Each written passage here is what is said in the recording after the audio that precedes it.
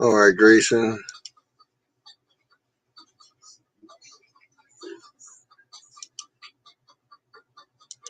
Hopefully we're working here.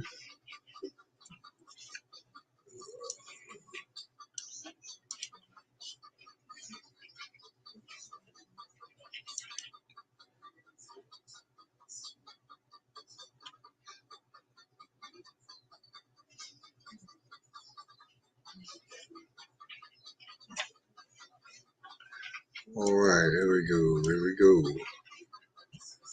Oh, okay, that's the wrong one. Okay.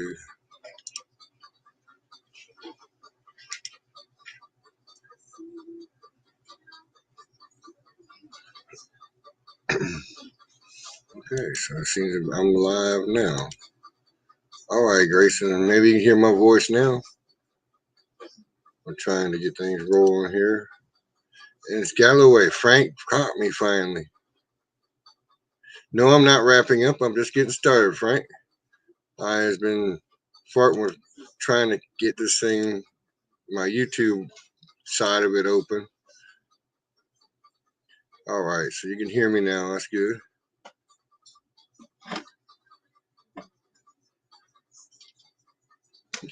Yeah, my bees were out flying a little while today, Grayson, and then that storm came in. I was up under the carport building some boxes and 10 frame deeps and some supers, so I started getting some splits done, and because I got 2 double deeps, I need to break down some, get them rolling. So I think I'm doing pretty good today. I made 4 supers and 2 deeps. I got a total of 4 deeps. I need to work on some bottom boards and some top boards. Only got two of those. Need more. Ran out of lumber before I got to finish all the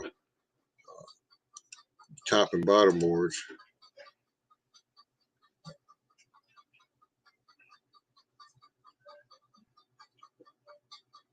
Okay, so that's what I'm behind. My YouTube side's running slow. I don't know what the heck's going on there, but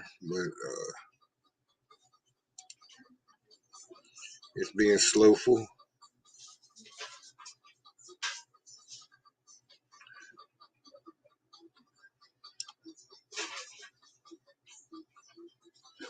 It's acting a little weird, is what it's acting.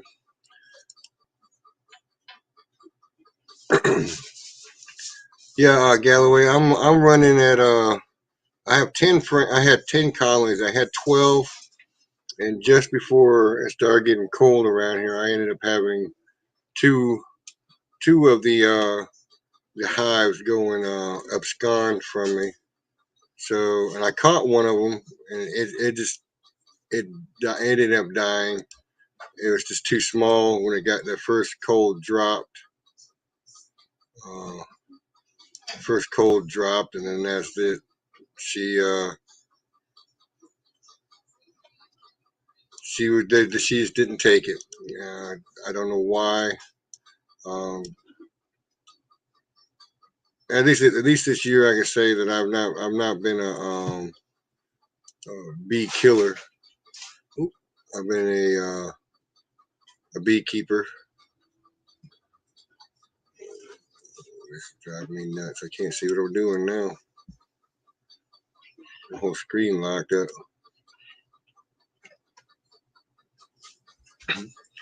So this thing is driving me nuts. This YouTube side, it's acting all kind of slow and not wanting to do anything the way I need it to do. It won't even let me see my chat. So I could pin it. Hey, Michael. How you doing today? How's everybody's bees doing? Actually, I've not been. I've been doing pretty good. If you guys want to, you can click that.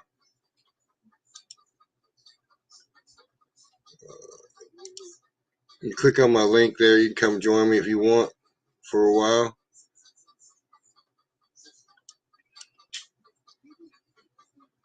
I was trying to do a Saturday chat, or try to do some live streaming or something. Now trying to build my hours up. Um, Hopefully, if you guys share this out, you guys can help build the my viewership too. I'm at 584, I think, right now in viewers. So subscribers. There we go. Now I might be able to pin. I might be able to pin that link now. Cause YouTube finally caught up with me.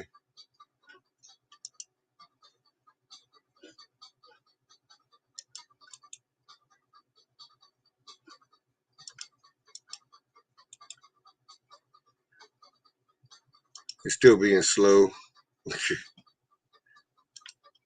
I understand that.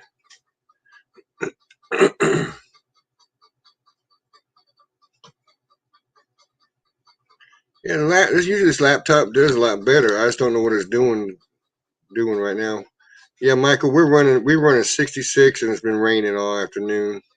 So uh so I should have this pinned. I'm trying to pin the comment into YouTube, but it's being a pain right now.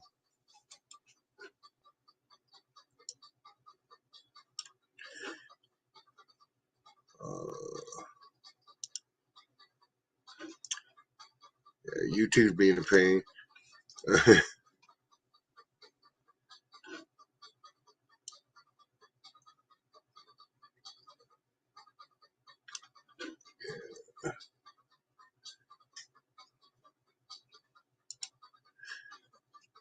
So 33 degrees. I don't think you're doing much in the way of the bees today. You might crack the lid and look inside and run. I've had to do that before. Crack the lid and run.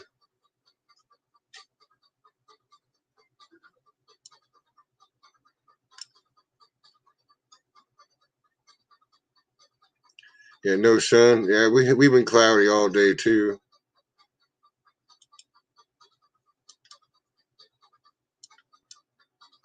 There we go.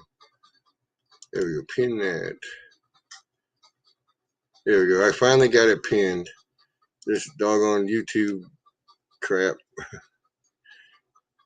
So it's pinned on the YouTube side. So if anybody wants to join, click on that link. You got light snow.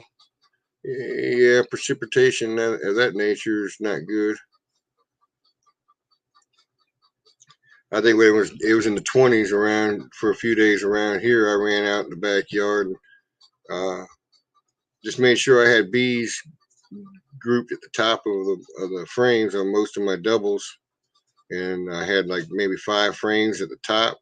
So I know that the last time I looked before that, when it was warmer, they had 6 frames of brood. So I know that those girls are packed out on the 3 double deeps I have. The all the single deeps are doing, got like 5 or 6 or more frames working right now too, and all of them had brood last time I looked when it was warmer. And that's not been too long. It's been like 2-3 weeks ago. I was able to get into them. They didn't like it, but I got in, looked at them. I got a couple nucleuses that are due to go into 10 frame deeps. But a total of 10 hives right now. I did lose some this year. Like I said, 2 abscond. 2 of them absconded. And one of them, I wasn't too surprised that absconded because she never grew much more above, a 5 frame nucleus hive. Did make some honey. They made some honey during the flow, but she never got bigger than that. I never had to split them out. Didn't have to do anything or move them to a bigger hive. They just never got bigger. And same queen was marked on the last abscon that flew off. That was what it was. I collected them back up. So technically, one of the weaker hives is now gone. And the other one, I don't know why. I mean, I put Apitabs in. I'm not saying Apitabs had anything to do with it. It's just that the fact that maybe they were weak and could not handle it, decided to leave. And they flew off. And so I moved a nucleus into their hive, and they're doing great. So, I mean, things are trucking along. My red maples are actually blooming. I thought they were going to about to break, but they are actually popped already. So the bees were out today, I think, collecting some of that and dragging it back into the hives. I watched them for about 45 minutes a day before it actually started raining. They were flying and collecting. And so they're brooding up.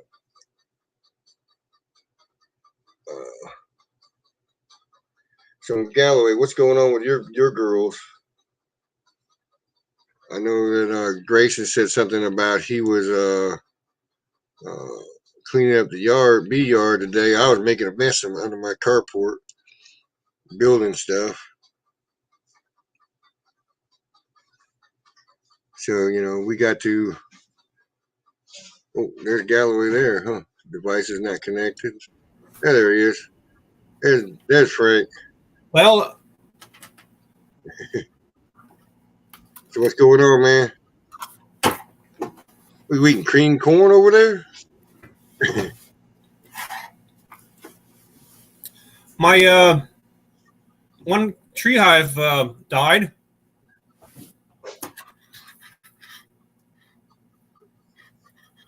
Yeah. It looks like cream corn or corn, one of the two. Have one of those sweet snacks. So I'm just wondering, are we chicken soup? Oh, chicken soup.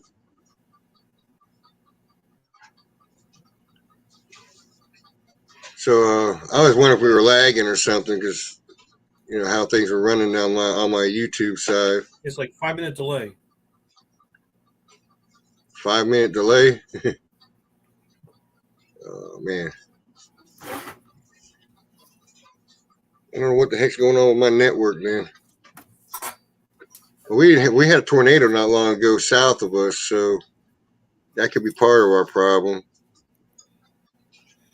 1, 2, 3, 4, 5.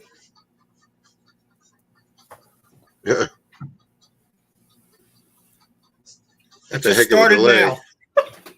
Now.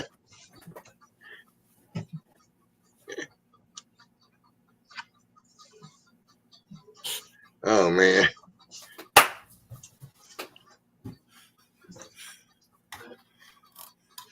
Yeah.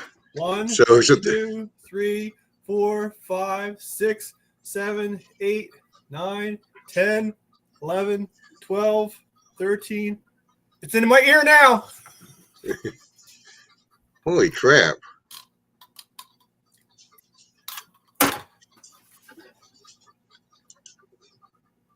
The YouTube side's messed up, man. You're saying your system went too slow? I think let's see if I stop the YouTube side, see what happens. Yeah, that's where I'm watching it, is on YouTube. Well, I pulled up my YouTube side to look at it, to see what's happening. I just shut down the YouTube side. For me, my view.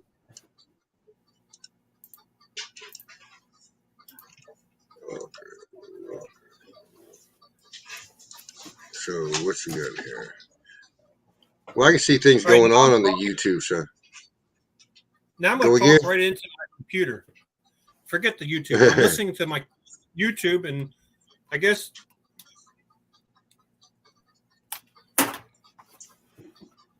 YouTube has like a 12-second delay. Huh. So I'm not going to listen to that. I'm going to listen directly to the computer. Well, I can at least hear you. As soon as you see your mouth moving, I can hear what you're saying. So. Yep. Yeah, I was listening to my phone on the YouTube and chatting on the live, but that's not working. It's like a 12-second delay.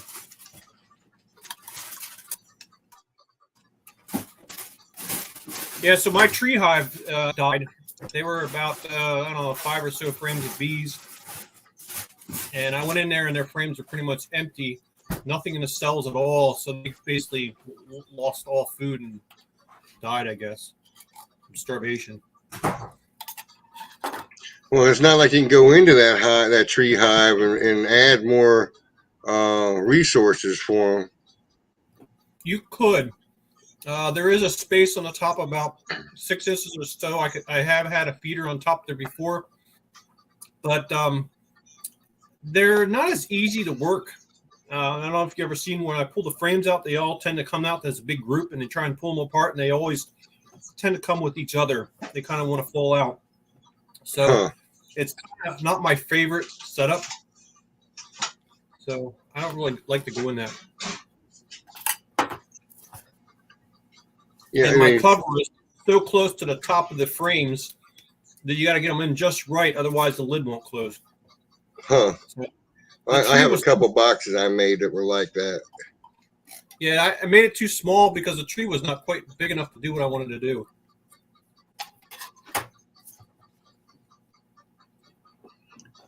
So if you ever make one, have extra room, on top of the frame, so you have just a little wiggle room, and so you're not so tight at tolerances. Well, I found where I started going to. I was trying to make migratory lids on them, and I just made the lid without a like a runner on either side of it to sit on the box. So it sit right down on top of it. That's when I've had problems on a couple of them. I started putting like a half-inch runner on the sides where it sits on the top of the box, so it gives me that half-inch gap between the top of the box and their frames. Now they built a little burr comb there, but collecting that adds to the wax pile, But at least when you get one of those frames that just has a little bow or something, you're not like screwed up. Yeah. Yep, you live and learn. That was my first tree hive. So now I've seen some videos of people who will collect the honey from a tree that they've cut the side out of, and they'll just cut the comb out, collect the honey out of it. Mostly in African nations and stuff like that, they'll go through and they'll collect the honey that way. Yeah, I actually stole all their honey. I think they had like 2 or 3 frames. I took it all. I gave them back sugar, but apparently I didn't give them enough. Maybe they go through more sugar than I think they do. And it's my fault. I starved them. I took everything. Hey Tim, welcome in, man. Tim just showed up. This year, for some reason, I haven't gone through the sugar, making sugar syrup as much as I had to last year, the year before. I mean, because I had 2 hives, and them suckers, seemed like every 2 days I was throwing a 5-gallon bucket of sugar syrup into a bucket for them. I open feed, and but some of that was being collected by native pollinators too, like the bumblebees and oh man, hummingbird moths, stuff like that. Were collecting that stuff, so it wasn't all my bees. I started off with 2 hives this year. That's all I had. How much honey did you leave in there? This year I left. How much honey did you leave in them? This year I left a lot of honey on them. I left them the deeps, the double deep boxes. I left a little super of honey on top of them. Plus what they had down below. So I mean they had plenty of honey. But talking about even during the dearth, they didn't really hardly hit the sugar syrup. They'd drink it, but they wasn't hitting it hard.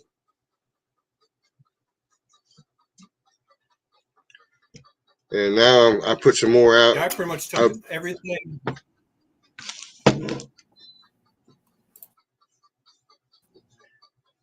Yeah, I pretty much took everything all my bees had, and my theory was to see if I can take just sugar and get through. I don't know if you saw the one that I put a bag of sugar on.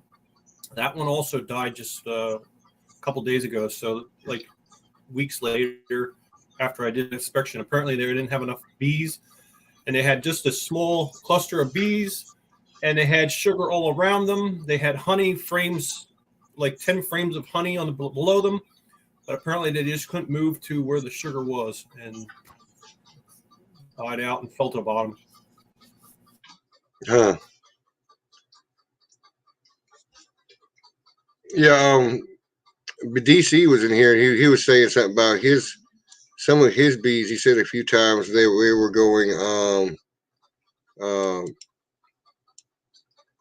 some small clusters, not real small clusters, but small, couple frames, 2 or 3 frames. And I was telling him it could be that some of the ones he has, this is just the way they're mixed with something that brews down really small. Is what I'm thinking, because he was saying that they're not gone. They have food. And their cluster size is a couple frames. It's not all 10. So I'm just thinking that it has something to do with the breed, something in their breeds. Maybe it's got some Caucasian in it or something, or Carnolian or something that breeds down low, and when spring hits, they take off. All mine it could are. Be because I have one that I had as a wonky comb hive. It had all kinds of wonky comb on the top, and it did really good last year. And that same colony this year actually has several frames of like little small clusters of brood in it, just about yay big of brood. So, like you said, maybe it's the genetics of that one group.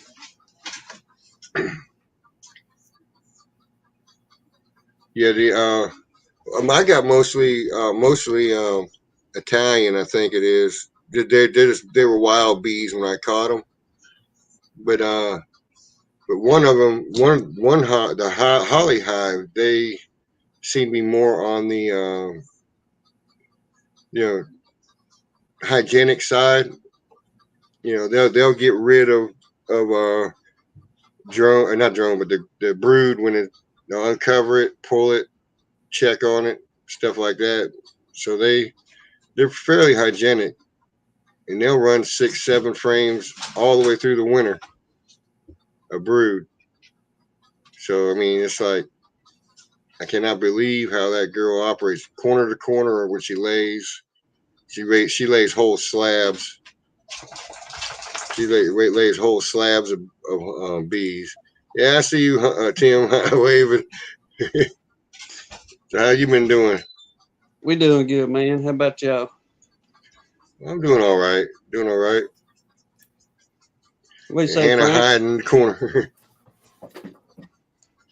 Oh, she's back there. She done got on, I don't know, some kind of fingernails redoing and all that stuff. So she's back there. You know them women. Yeah. I was looking for a pencil because I saw your video about the zipper just a few minutes ago, but I can't find a pencil. Sorry.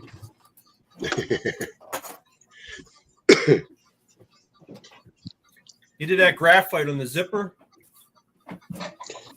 Yeah, I cut that thing down. It was about an 8-minute video, then I turned it into that 1 minute, whatever it was, because about the time I got done with that dry graphite that's in the tube, I cut my hole too big. Yeah, and it's I was like a big explaining. black line.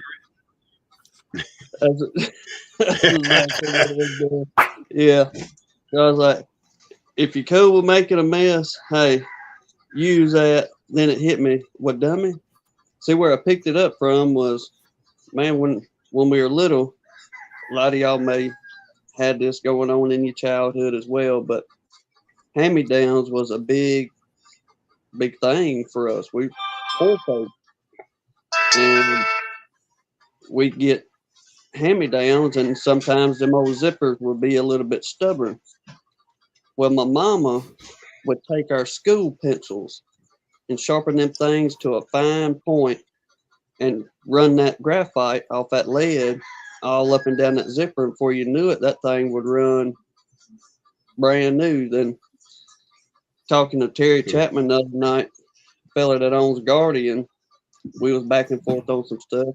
We just had some questions for him, and was telling him about it. He's like, man, I've heard all kinds of different stuff, you know, using, I think he said wax and something else and different things. And he said, it never hit me about the graphite. And I was like, well, Hannah and I were talking not long ago, and that old memory rolled through my head about mama whenever we was kids, getting them zippers going with old number 2 pencil.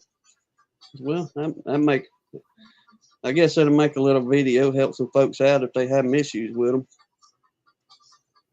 Yeah, I've actually gambling that you're going to do. What? Yeah, I actually use a chunk of wax is what I usually use. A little chunk of wax on it, wherever it sticks up at. I didn't know if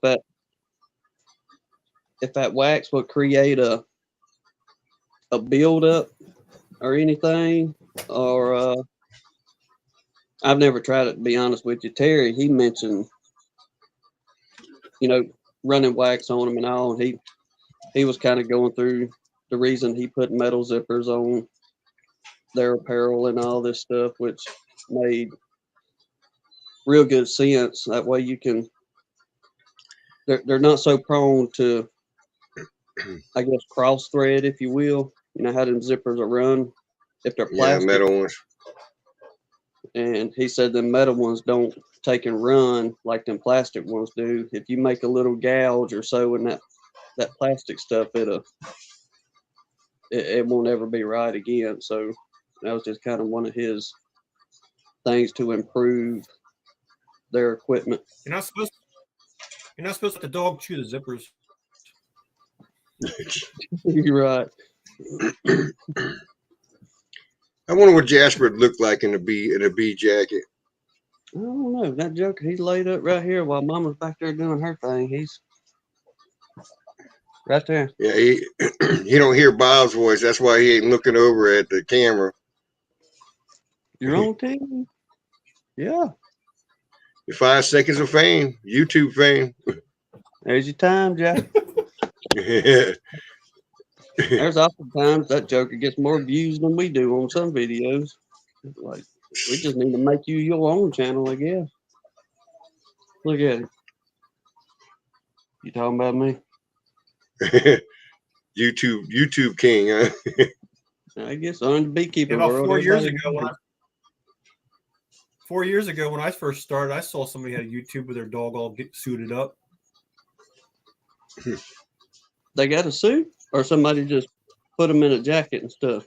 Yeah, they made a suit for him. Yeah. Oh, No. I'm sorry. It was a donkey. It was a donkey. I'm sorry.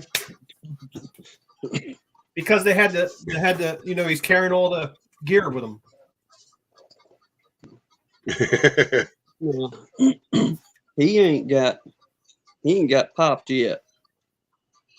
whenever he come along, everything was kind of idling on down a little bit. Now that other one we got, that old bull, she's had her tail tore up. I can't tell you how many times, and all she's got to do is hear one. If one gets in the house, she's gonna let us know about it until we get it out. Does That's he bark funny. the direction? Oh, she'll take you right through it. It's kind of like a dog hunting a coon, brother. If you could hunt bees, that would be the dog to do it. Because it's weird. You'll see her ears just kind of, I guess, figure out where the noise is, and she'll go right over there to it and start barking and carrying on until you get that thing out of here. And I my know dog, cat tries it. yeah, my dog won't even go in the backyard past the hives. She stayed all the way to one side up towards the trailer. She wouldn't even go down near the bees at all. She don't like them. So you got an old yard cat that follows you, Frank? No, when I bring them in the house, she'll find them, and you'll be like, "Why? What's she playing with?" And she's entertained by that bugger. Oh, there's an old stray cat that he ain't ours, but he may as well be. He's been in a few videos, but he comes right on down there to us, jumps on top of the boxes and sits there and watches from, another box, that kind of stuff. And I'm like, brother, you kind of brave getting as close as you are, but he just comes and hangs out with us.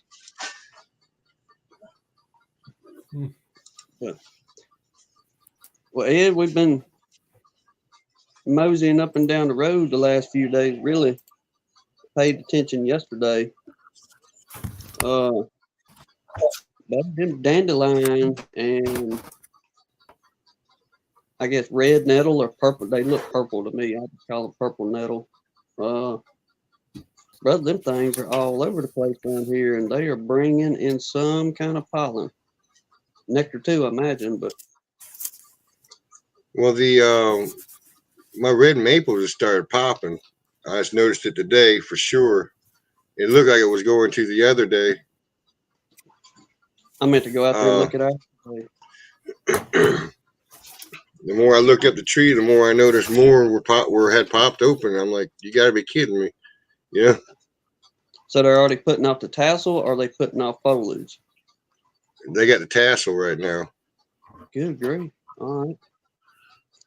We got a few sapling, them old native maple around here, and our saplings, I call them saplings,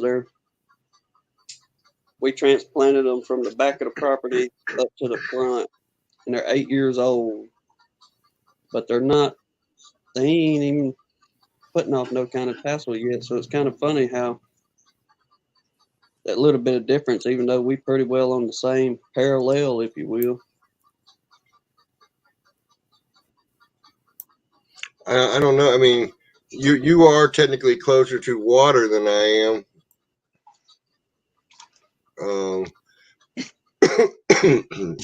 I got a little bit of Alabama goes down to Upper Florida, or they call LA here.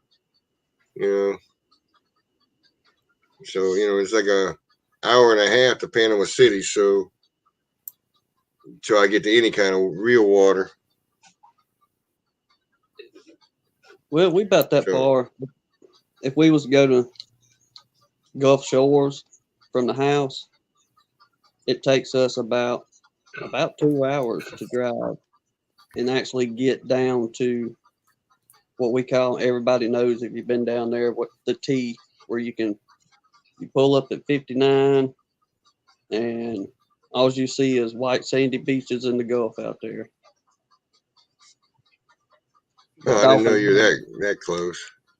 Yeah. Now, Dolphin Island, we can be there probably, I don't know, about an hour. We can be over at Dolphin Island, but it's pretty over there too. Don't get me wrong, but you don't have as pretty of water because Mobile Bay and you got Pascagoula River and Grand Bay and all them other ones pouring in right there. Yeah, it's probably a little more muddier because of the water pouring in. Mm-hmm. Brackish. Yeah, pretty beaches still, but yeah, it kind of looks like river water. That old tanning that we have down here.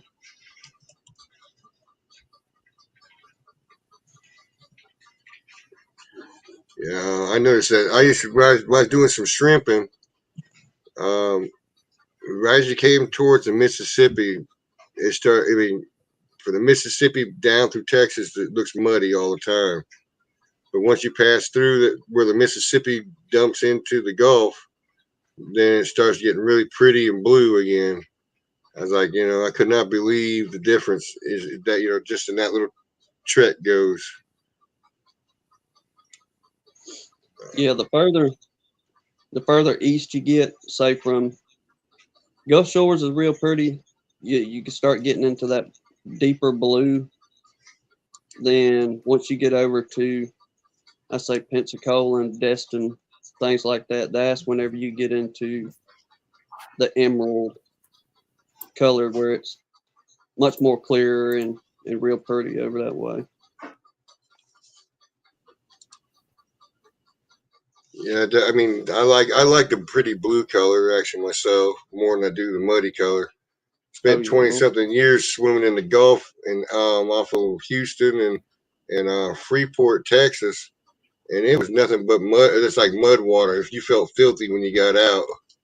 Mm-hmm. Yeah, just all them blasted rivers pouring into that thing. But did you get to see any of it, Frank, when y'all come down for your vacation?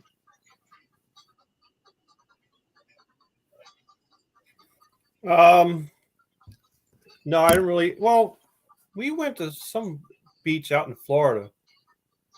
I think it was very, very empty, warm water. You can swim in it. Very kind of small, gentle waves, but there's no people. It's kind of like wild. I mean, you would think in Florida that people would be like all on the beach, but apparently this area was like quiet. I guess you get tired of it after a while.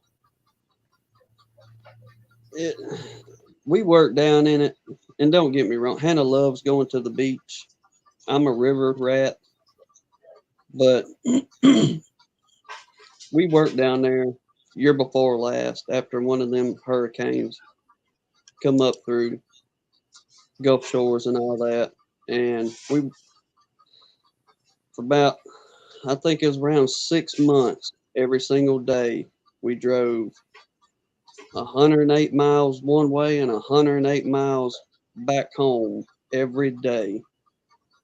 And like I told Hannah, I've never in my life wanted to get in a physical altercation with Mother Nature. But brother, with all that wind blowing 24/7 down there and them high gusts coming up off that Gulf, it just aggravated the mess out of me. And I told her, I said, when we done with this, we going back to our neck of the woods and try to work. Don't get me wrong, the money was good, but I just not a big fan of it anymore. So you're saying a wind farm would be a good place out there? Oh, absolutely. Yeah, that's what they really pick a piece of plywood up and you're gone in a breeze like that. Well, what we was putting up was hardy board, but it was the 4x8 sheets or whatever it is, the hardy board. And if you ever fool with it, you got to be a little bit more careful with that mess. If not, it's going to break and bust. And like you said, whenever you grab a sheet of that, and ain't no houses on a slab down there. Everything is, 16, 18 feet off the ground. So you got to go up steps with everything. And when that wind catches you, you better hold on. If not, let it go because it's going to take it with you or take you with it. Parasailing on a 4x8 sheet of plywood or hardy board or whatever. Oh, yeah. Man. One of the, Go ahead. I would say one of the last places we was working on down there. Now, up in the pine oak thickets where we live around up here, and never in my life have I seen. Now this is the truth. Now you go to the next county above us, I've seen them, but I've never seen any copperheads down here around the house. We've seen rattlesnakes, corals, moccasin, everything else in between, but I've never run up on a copperhead around the house. Not saying they ain't here, but when we went down there and was working one day, walking out in the backyard, we ran up on, I don't know, that thing wasn't 7, 8, 10 inches long maybe, but baby copperhead. And I'm not one to really take and kill snakes unless I have to. So I got the little thing and I threw it over in the marsh. Didn't think anything else about it. Come back to work the next day and we was pulling up fence posts that had been busted up from the storm. And I took both of my hands and I reached up underneath that concrete that was holding them posts, going to pull that thing up out of that sand. Well, when I did, I grabbed the concrete and I got it up. But lo and behold, what was right up underneath that thing? One of them little baby copperheads. And Hannah said, yeah, you got to kill them now. It's getting too dangerous to be taking and working out here anymore. Apparently, well, Mama had a bunch of babies right here, and it's just getting a little too dangerous not to kill them. So if y'all down there on them beaches, careful where you put your hand. The thing about the copperheads, though, they actually have to chew on you or rake your skin to actually even do anything. They don't have any fangs. And they or they not say coral. I'm sorry, coral. Yeah, the old coral. He had to gnaw on you, get you in the webbing of your finger or something. But the gold copperhead, they say if you're gonna get bit by a poison one, that's the one to be bitten by, because I mean they say it's painful, don't get me wrong, but it's nowhere near the life threatening as that eastern diamondback or a moccasin would put on you.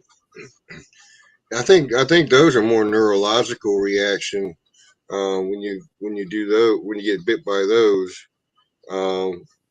Another one would be like muscle tissue. It's the other one kind of reaction the venom wreaks havoc with. Yeah.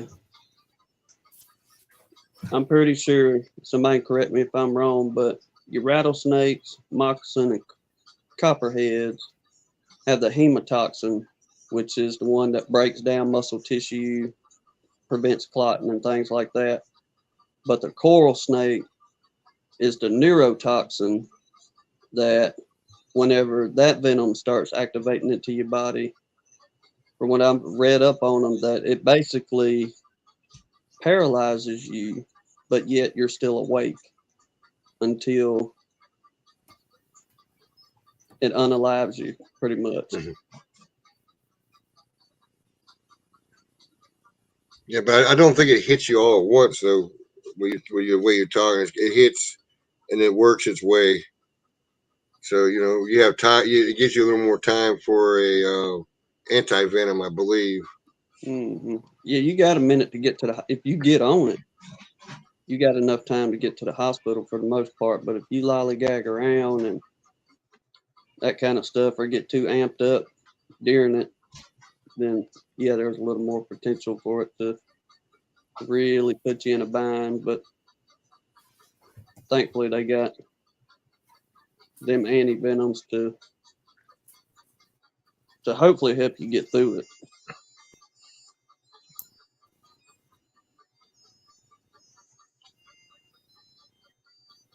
hear something playing in the background. It's a Merry Christmas thing. And that's my wife pushed something out here. The cuckoo clock. Yeah. A cuckoo clock. It's not 6 o'clock yet. It wouldn't be hitting. Now, let me ask y'all a question. It's like a tick, tick, tick, See, tick, tick sound. Well, that's a ceiling fan.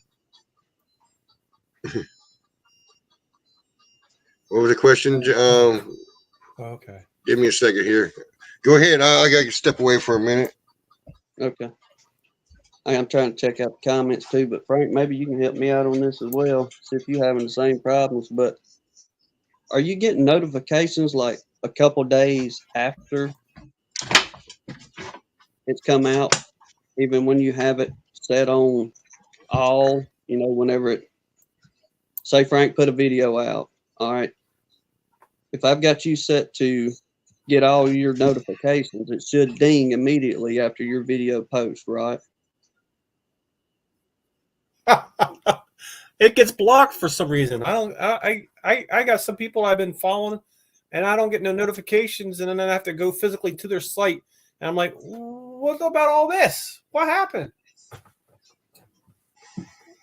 It's selected for some reason.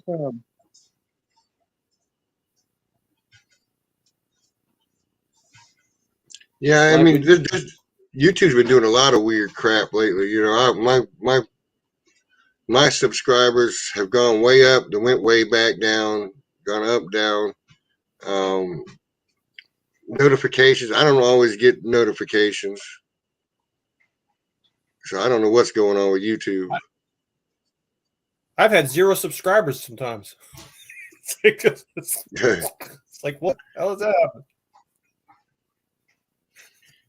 Yeah, I'd heard that somebody, I was listening to another stream, J3GS, we have come into our chat sometimes.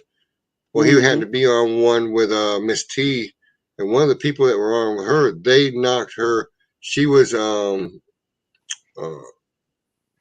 a position where she was making a little bit of money off of YouTube.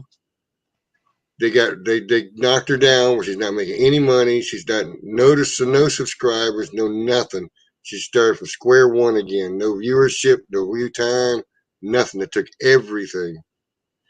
And so, you know, this girl was like trying to figure out what was going on. And she didn't get anything saying she had any kind of strike or anything else.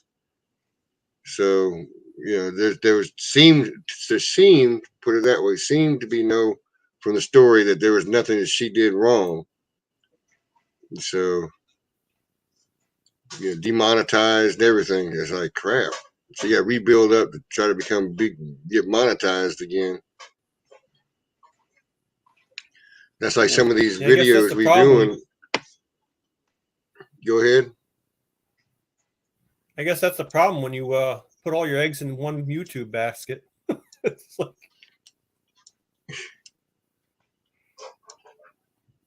Well, there's supposed to be a way to share out, like say you and I, all of us are on the stream.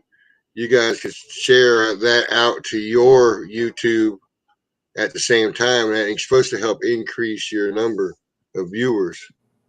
You know, because you got, both of you probably have more different viewers than I have. You know, probably a lot of the same ones, but a lot that I don't. So you end up getting those views come in as well. Yeah, I think Miss T was saying that it's if you share it from your site, the link, then you get the views. But if Son of One share it, he gets the views. But if you go to Son of One, is because he's hosting it, he has all the other options that you can chat and see the chats and that kind of stuff. Yeah, okay. Now, the only way I know to share is what we usually do is just like we did with yours a second ago, is just do the post. I guess that's how you do it. Create the post and share it out that way, unless there's a different avenue that I don't know about. I haven't seen it, but there's sometimes it says in StreamYard you do it somehow. I can't remember how to do it. I saw it when I was on with Bob and them. I guess because they're monetized right now. You can add, you can stream by going into his. If you stream while watching his, because you're in his stream. You have a little thing on that comes up on the StreamYard side. I don't know exactly how it works, but I mean, I saw it. It used to be up in the right corner. I don't see it on mine right now.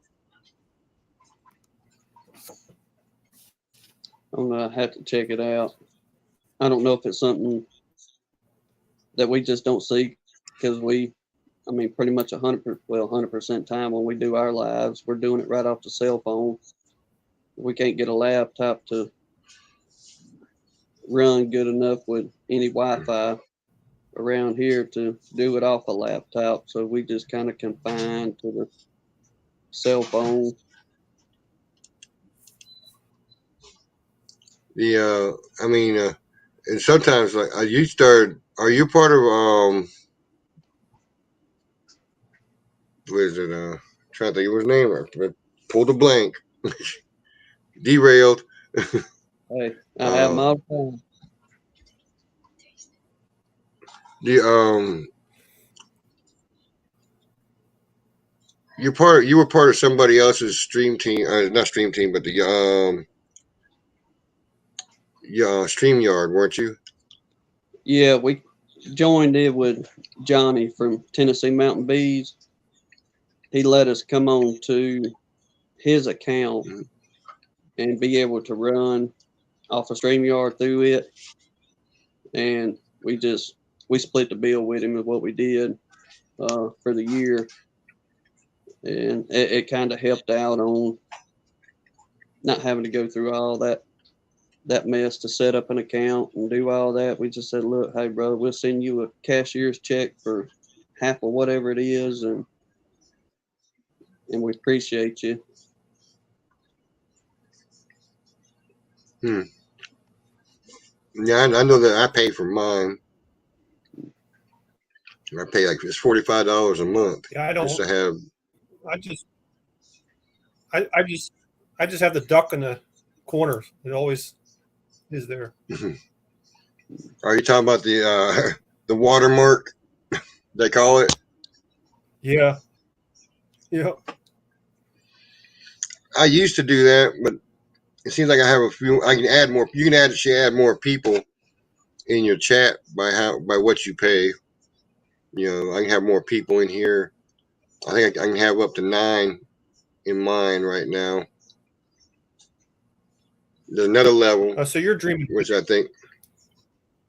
What's that? So you're dreaming big. I'm not dreaming big. I mean, I figure that if I at least pay for something for once instead of trying to scalp it somewhere, I'm usually Skinflint, Mr. Skinflint. I don't usually do that. I usually try to find the cheapest and easiest way to do something. Mm-hmm. You come in my yard, you see that's what happens. Yeah. Try to reuse a stamp. But if you look at my boxes in my yard in the videos, there's probably only 4 or 5 boxes I have out there that I've actually paid for. The rest of them I built or scavenged somewhere or got plywood from someone's construction site. I mean, call me Captain Skinflint. I try to do cheap. Randy Tar Heel. I finally got back in these comments. On the comments of the replays, I figured this one out not too long ago. Oftentimes, if you wait usually with ours, it's about 10 to 12 hours after we do the live. If you click on it and you go down to the comments, and in that little comment bar, there's usually 2 little dots. If you slide that thing to the left, then hit the comment box, it'll show the comments from the live. live then. So if you pay for the StreamYard, your comments show in the replay? Somebody was saying?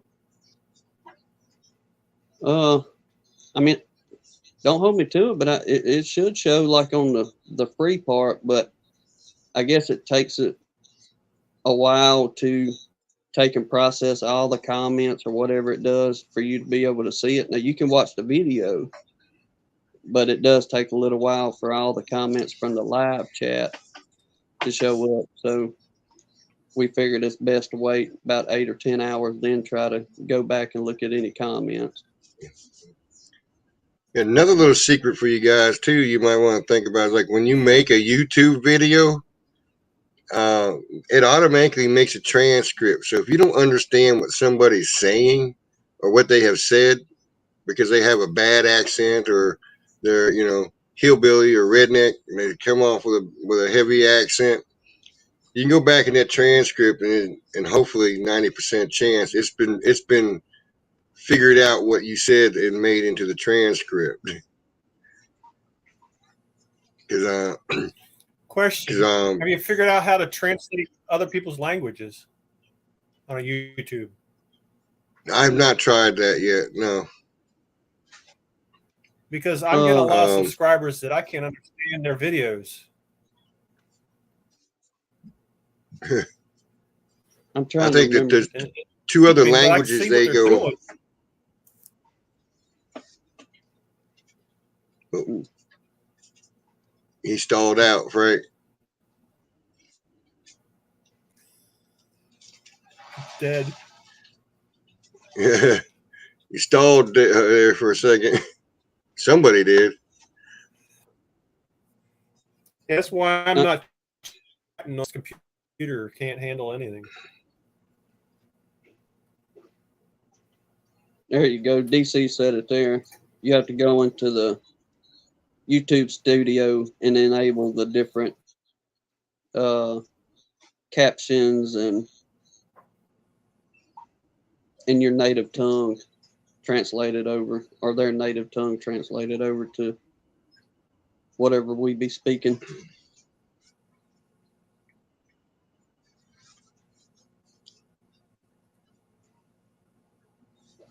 Hey Keith, how you doing tonight? Buddy, his girls was flying good on one of them last shorts we picked up. Seeing. Yeah, I was looking at YouTube Studio the other night, and I realized that there's two other languages. One's Italian, and one's I think French. That has been they've been using sub captions for my videos. So it's going overseas somewhere. I speak really. That's cool. My chérie. I sometimes look at the demographics too to see what age groups I'm actually hitting, and I think 24 through I think the 70s is who I hit, the demographics. But then again, all my videos have been marked as for adults only, even though I'm sure kids get to view them on their parents' channels. Because sometimes words fly on this channel too. That's why I put it that way, you know. So when I'm not exposing, we're not exposing children to the foul language. Even they probably speak it more than we do, you know. A lot of these youngins nowadays, but you're right. Yeah, I mean, people's gonna slip and say something from time to time, but sometimes it does get a little, how can I put this?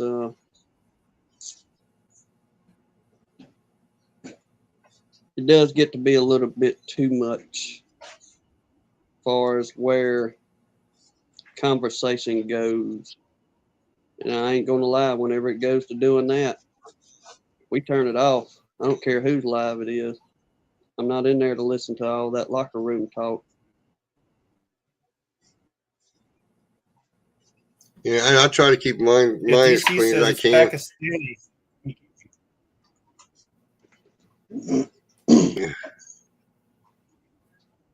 They keep them on the sides of Yeah, mountains. DC says it's Turkish, Arabic, and Palestinian beekeeping have on the side of the mountains, and that's kind of what I see is a lot of that type of content, the beekeeping.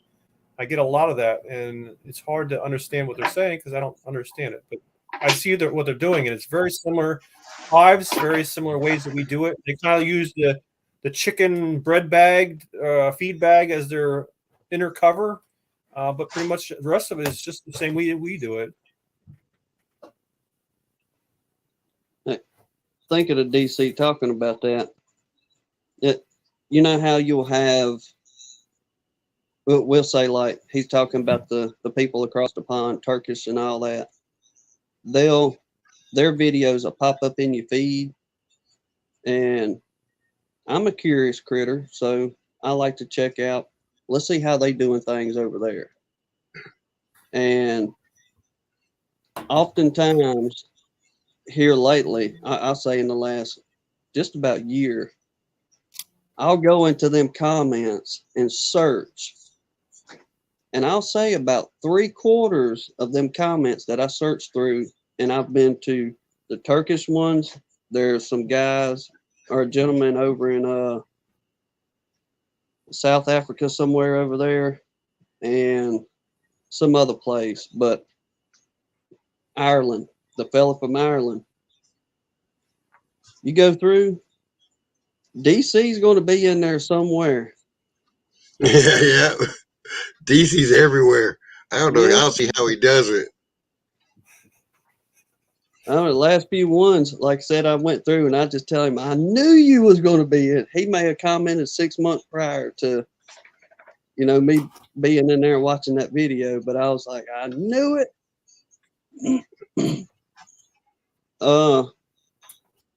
Oh man, what's the name of the one South Africa? Hang on, DC, it'll come to me. It's funny though. Sometimes I'll get into a live on something, and I won't be saying much. Just sitting there watching the comments during the live. There goes DC, right on through. I'm like, you got to be kidding me! Dang. Oh mercy, what's the DC? That's gonna bother me. The name of the one down there in South Africa. It starts with a T, if I remember right. But them folks, they're truly about helping one another. They go through these little old villages it's truly poor folks that are living in these little old villages, but their goal is to set people up in beekeeping and make a way where they can provide a little extra income for their families. And man, it's pretty awesome how they go through and do that, even though they don't have really a whole bunch of money to take and do. But they all come together. One of the little villages, if you will, the women folks, they build some fine looking PPE, bee suits and stuff. Then, like the older women, they'll use the wax for different stuff, and the men folks is out there kind of collecting what's in the hive and such. And the women, they beekeeping too, don't get me wrong, but they went as far as taking and helping a gentleman that's blind and giving him somebody there to be able to physically put their eyes on stuff, but the gentleman can still go through and beekeep as being visually impaired. Now I've seen some videos where they hang off the side of the mountain, chopping off the honeycomb and stuff. I can't believe the size of some of that stuff. It's like taking two hands to do a chunk that's, probably a foot wide by 8 inches thick. 8 inches thick and it's dripping honey everywhere. So, I mean, it's amazing some of that stuff. Then you wonder where, well, some of that stuff they call that that is just some honey that gets you high too. If it comes from the same place or not, you know, because they forage all the psychedelic stuff in the jungles. The bees do. I don't know. You ain't fixing to catch this one hanging off the side of no mountain together. I mean, yeah, that's the extent of it out there. I ain't fixing to be dangling off no rope. You know, more power to the dudes doing it. And you can't get away from any bee sting on a rope hanging there, right down there in front of them. No, and you see them, and oftentimes they got pretty much a broomstick with some sage brush or whatever, some dry leaf litter hanging off of it and just blowing a little smoke here and there. And I'm thinking to myself, there still ain't no way, fellas. You got a little bit of a screen over your face, and that's it. Yeah.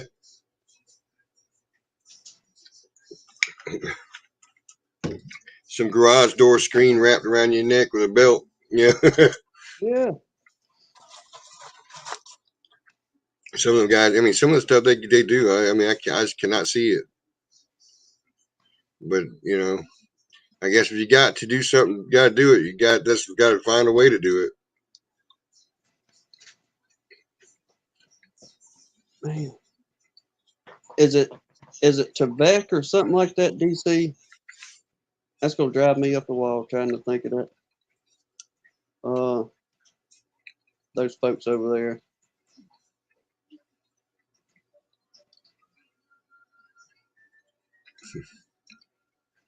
Now another one, the one run up on DC. Now I just like the way it's kind of like what movie was it off of? Forrest Gump or whatever it was. I like the way you know Sling Blade. Mm-hmm. I like the way that fella over in Ireland. Now I like listening to that gentleman more so just to listen to him talk. I mean, he's very informative on him keeping bees. The way he talks, he's been doing it for a good while. But I could sit there and listen to that fella talk all day long with that accent.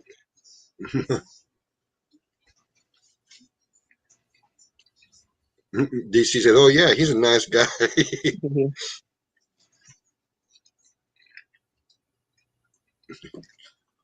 It's crazy some of the, but I'm seeing it's crazy this year. This next year's probably gonna be bumper for me. I'm probably busy, more busier than I've been with 10 hives. Yeah, how many swarms did you get last year? The only swarm I caught last year was one of my abscons. That was it. Yeah, I thought you were getting deliveries from your buddy like every other day. Last year, I mean the year before last, that's how I ended up with the 2 hives was swarms, and I don't know where they're coming from. Galloway still got his Christmas lights up in January. Yeah, I leave them up year round. They say we can't say much. You drive down the road around here, and a lot of them's got them up all year long. That's a redneck for you. They're porch lights after they become Christmas lights. Yep.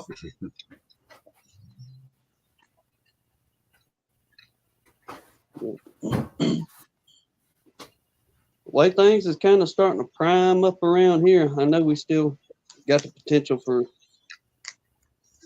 some cold weather for us to come in here, but with everything trying to take and bloom a little bit, really hoping it's a much better year, and especially with all this early season rain coming in. Well, everything last year bloomed up fairly early, but we got that freeze that hit that tallow. Mm-hmm. Yeah, and that later in the season.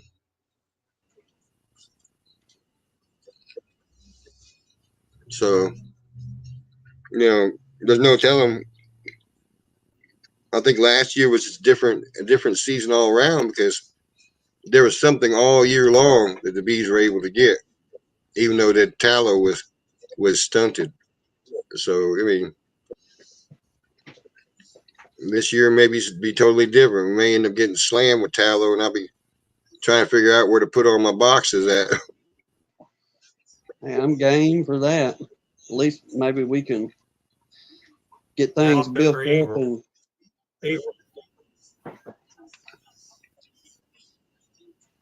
If I get 1,000 pounds of honey this year, I think I'll do. Well, I can probably make a good bit of money because I learned how to make cream honey this year too. So that doubles your income too, right there. Just having creamed honey. Did with what I had left, it doubled it.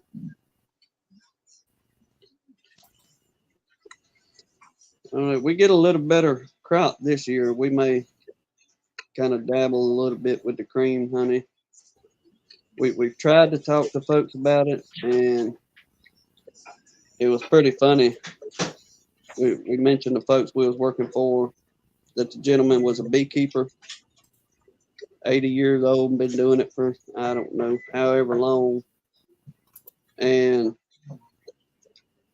he had give us some of their honey, which is basically the same thing that we have around here. He ain't but just probably 10 miles down the road. But we was talking to him about the cream honey. And the older gentleman, he was into it. He's thinking, well, that sounds all right. I've never tried it, but sounds interesting. We said, well, tell you what, we'll bring you some tomorrow. Let you try it. Well, the following day, we brought him some of the stuff that Brian from Flower Street had sent us. And we brought the blueberry and just a regular cream honey. Old man tried it, no problem. But his wife, she wasn't having no part of it. She's like, no, I don't want any of it. Once you get someone to try it, it's like they realize that this is a totally different texture. It's just as good, if not better, than as having regular honey. But you got some that just want regular honey. What was that? Was that black locust Dan Weaver sent us? That was so good. Tracy, is that locust a black locust or a different type of locust? Because I tell you, if it's that black locust, Dan Weaver sent us some for the unofficial official tasting, and buddy, you talk about some good honey. It almost looked like water. It's just clear. It didn't have any tin or anything to it. It's just a clear honey. But man, that stuff was some fine eating.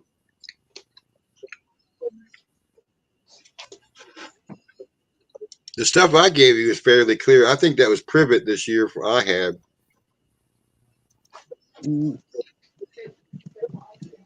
Yeah. Is that what you is? Okay, so that ain't what you brought. Is that what you brought to us, Ed? Yeah, I think so.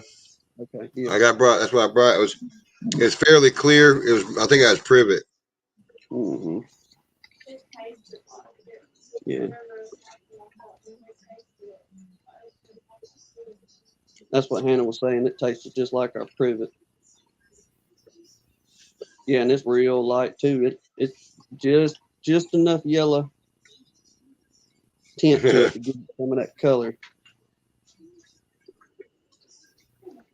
That one you picked up, I mean, it looked like there's water in the container when you're showing it on the screen. I've never seen honey that clear. Yeah, that was that black locust. Like I say, I've never seen any honey that clear. Now, like you say, our privet, you hold it up to a light, and it's got that that yellowish tint to it, but you could just about see through it. But that locust they get up there.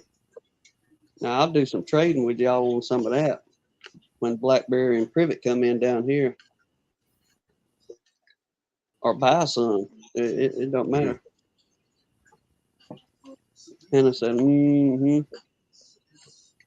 Yeah, I wasn't able to send some of the good. I call my good stuff. It's right after the Privet, but it has a Satsuma orange flavor in it. Because they're hitting some Satsumas not far from here. It has a little orange. It has an orange, like almost a faint orange blossom taste. That stuff my wife loves. Who sent us the stuff that tasted like orange? Was it So Phil? you're pulling your fragrance off different times of the season? Yeah, I am. I'm treating it like wine. So I'll harvest different times to get different flavors. So I have it to work with, and if it starts crystallizing, I just turn it into whipped creamed honey. So that's what I've been doing. Sort of give it, well, this tastes like this tastes like this season like that. So people get an idea of honeys aren't all taste the same, you know.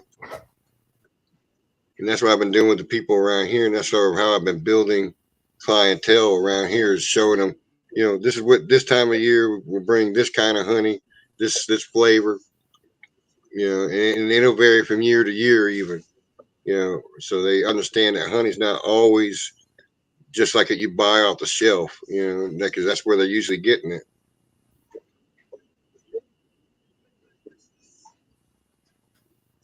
Yeah, I think we had more of a.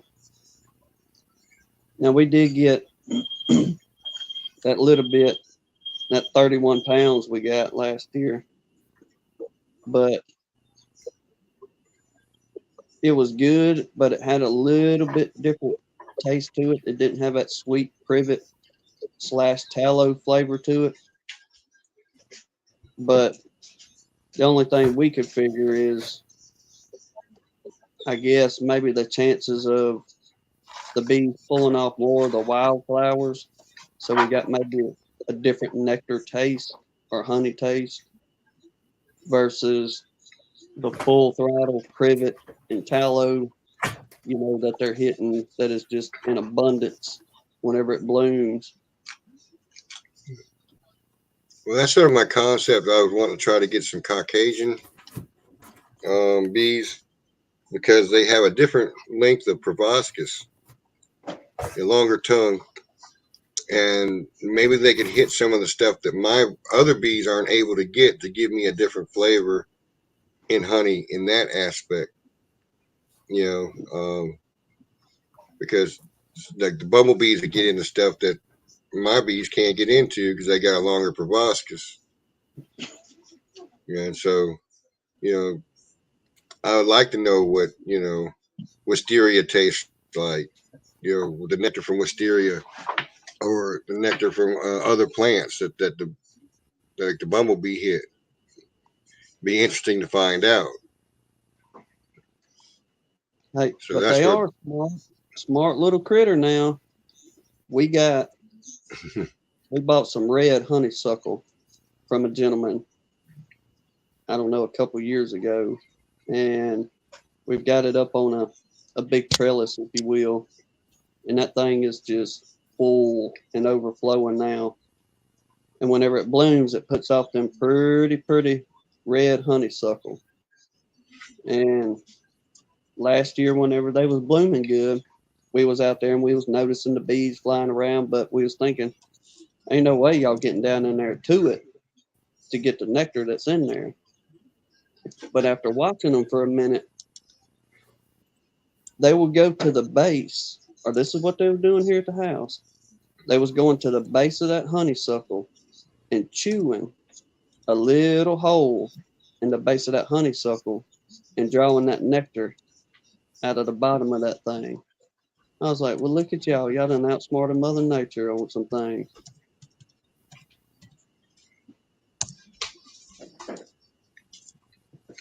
Yeah, I've seen it done on certain other flowers that weren't quite as big as that. They'll do that on my jasmine in the backyard too. I got winter jasmine, Mm-mm. and it's blooming right now. They'll hit that, and so they'll push it off to the side, the petals off to the side to dig down in it. I actually think I saw a video where you showed them where they punctured a hole in the bottom of the flower. Mm-hmm.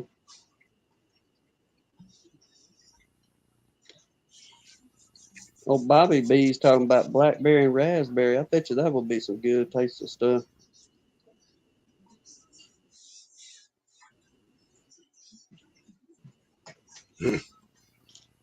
Blackberry and raspberry. Mm-hmm. Well, Lisa's honey had her earlier season honey has a blueberry flavor to it because she's got blueberries in her yard. They'll go and hit those things, and it's got like a blueberry flavor to it. It's weird. Hey, Almighty set When you things say up. she's got blueberry, you talking like 20 plants?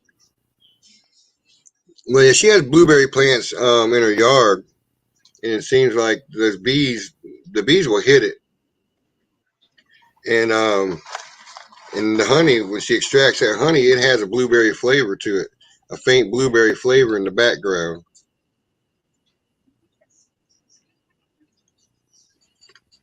How many trees does she have of blueberry? I don't know exactly. She has all kinds of stuff on her property. She vegetables, everything. I don't know how many she's got. I saw like 5 young blueberry bushes last season that she had put out. But it's amazing how that honey has a blueberry flavor to it. Yeah, because I always hear people say that planting flowers and stuff for the bees doesn't work. That proves that. Well, I don't think they hit everything in my yard.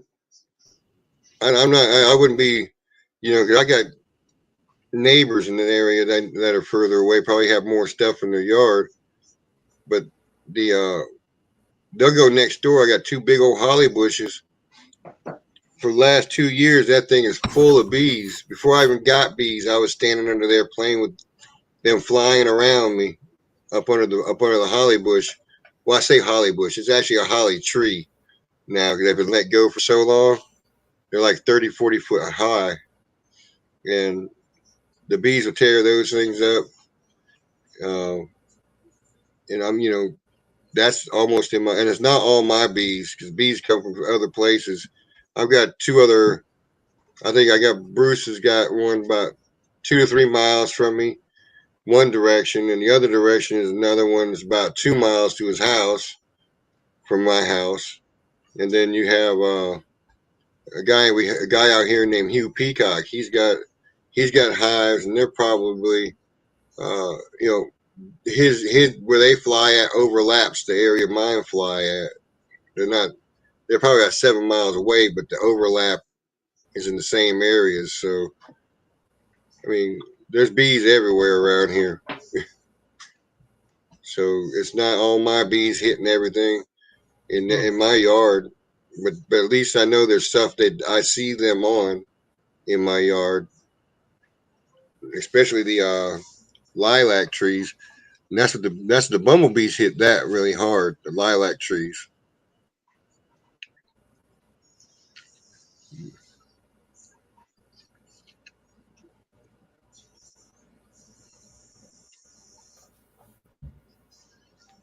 Yeah, I want to do like Fred Dunn does and go out and catch them around the flower, come and see if they show up in the hive. Well, DC says he says he's seen them come right out of the hive and fly right to his blackberries that are right next to him, to the hives.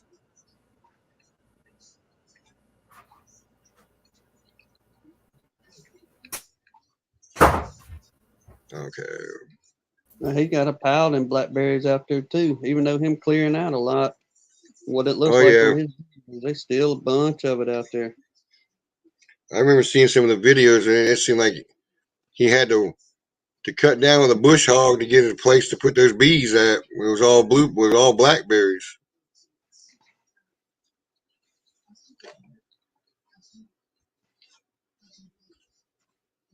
I'm with you on that, DC. That's just like us. I'm not going to, if I can get what I need right out the door, I'm not going to walk a mile to go get it somewhere else. Well, I think the thing is with the bees though is that if there is a need for something immediately, they'll go close.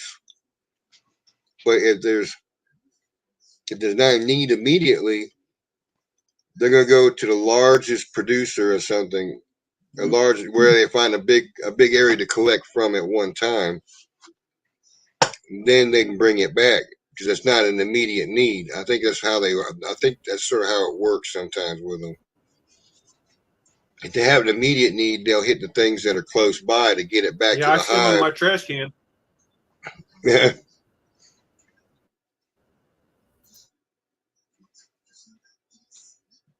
Well, now, here's one I was thinking about the other day. I forget whose channel it was on. Folks, now, y'all don't get me wrong when I say this or unsubscribe to me, but everybody was talking about the insulating hives, having hive bodies that are insulated, and the more they're insulated, the better they'll do, and so on and so forth. Now, I guess this is just kind of me thinking, being down here, maybe up north to where, say, where Frank's at, okay, it gets cold up there. And other parts of the northern where you're dealing with the snow and well below freezing multiple days and things like that. But this is where I was thinking, if you look at bees in nature, and especially watching folks do these cutouts, no matter where you're at, in the north or in the south, you've got honeybees that often dwell in an old residence or an old barn, if you will. All right. There's only typically, you only have 3/4 inches of that 105 lap siding that sits on a lot of them old home places. All right. Inside of that, especially in the older homes, there isn't any kind of insulation between that wall barrier, between the inside wall and the outside wall. It's just open cavity between them studs. And whenever people cut them, that 105 lap siding to make a purchase point to get to the colonies, man, you've got a colony that's in there 4, 5, 6 foot tall, 22.5 inches wide, and just getting it. How did those bees make it without all this insulation and all these other things and not die out for not having, I guess, enough R value for them to keep warm?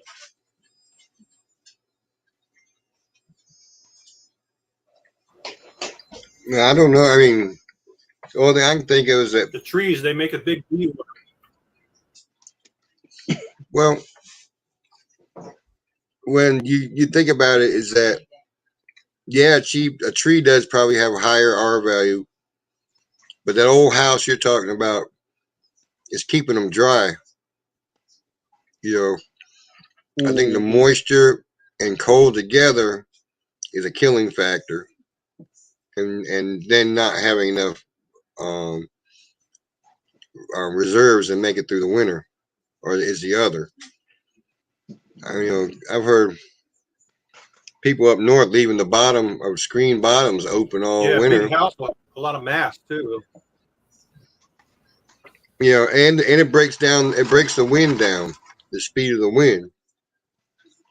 So they're not, then you don't have as much wind chill factor. You look at because wind chill factor makes it feel colder because it wicks the heat away. It has something to break the heat, break the wind from taking the heat away that they're generating, and they're not getting wet. There shouldn't be a loss there much. Just the weaker ones that are on the outside while they're trying to keep warm end up dying because they or go into torpor. I don't know which, but during that time. But that I don't understand all the insulation. I've got polynukes. The polynukes the plastic ones.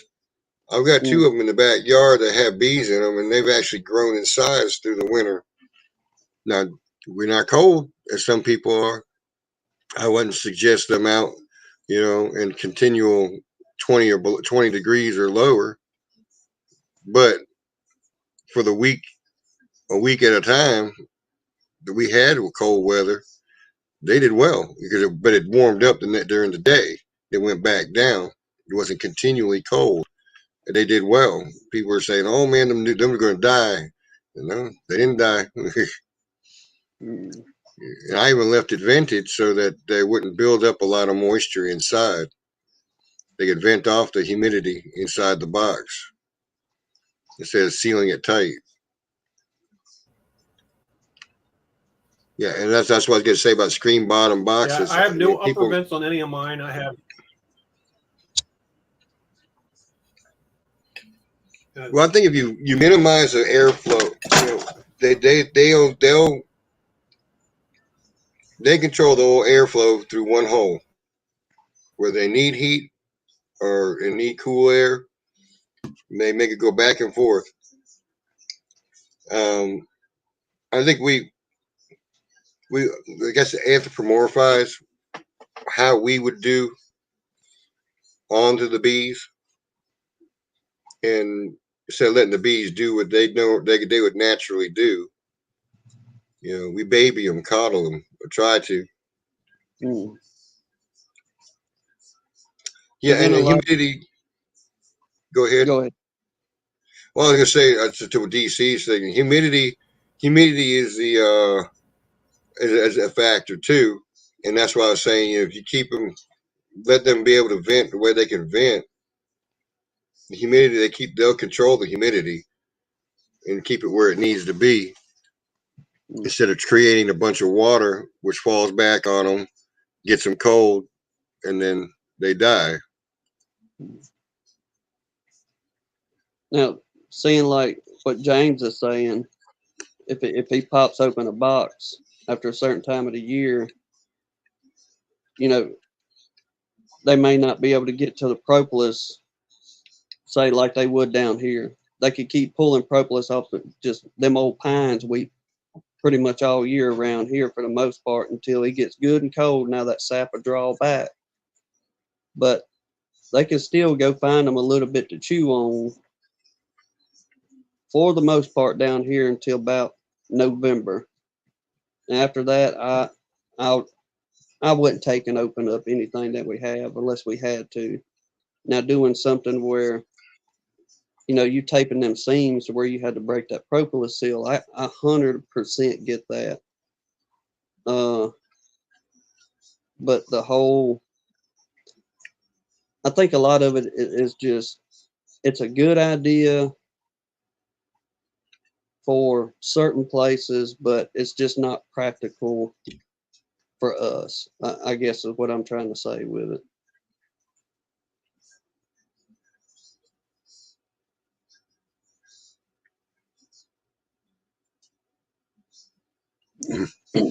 Michael says I said I got a beekeeper who has 300 hives and don't do nothing, put nothing on the hives. You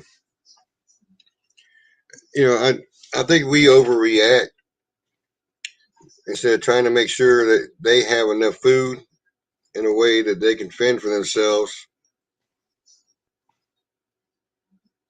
I think we get into it too much as far as that goes.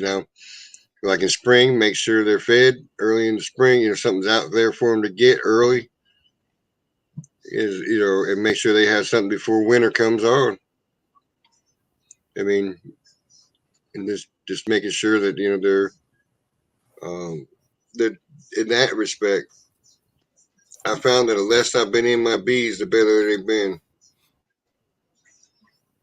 When I had 2 hives, it was hard to do that. DC's asking what the ambient humidity where we live at. I have probably 4.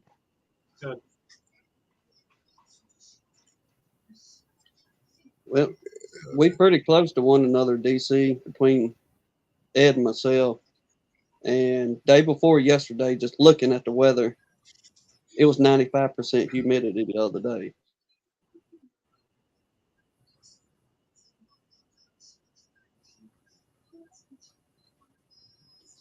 Yeah, I have 4 hives that are non-insulated on the outside of the box or vent. And I have 4 that are insulated with 2-inch insulation all around the sides, no upper vent, and insulation on the lid. And I have a tree hive. And I've been comparing them, and some of them have vented bottoms and some of them have sealed bottoms. And I'm more convinced if they don't have food, that's one of the biggest things.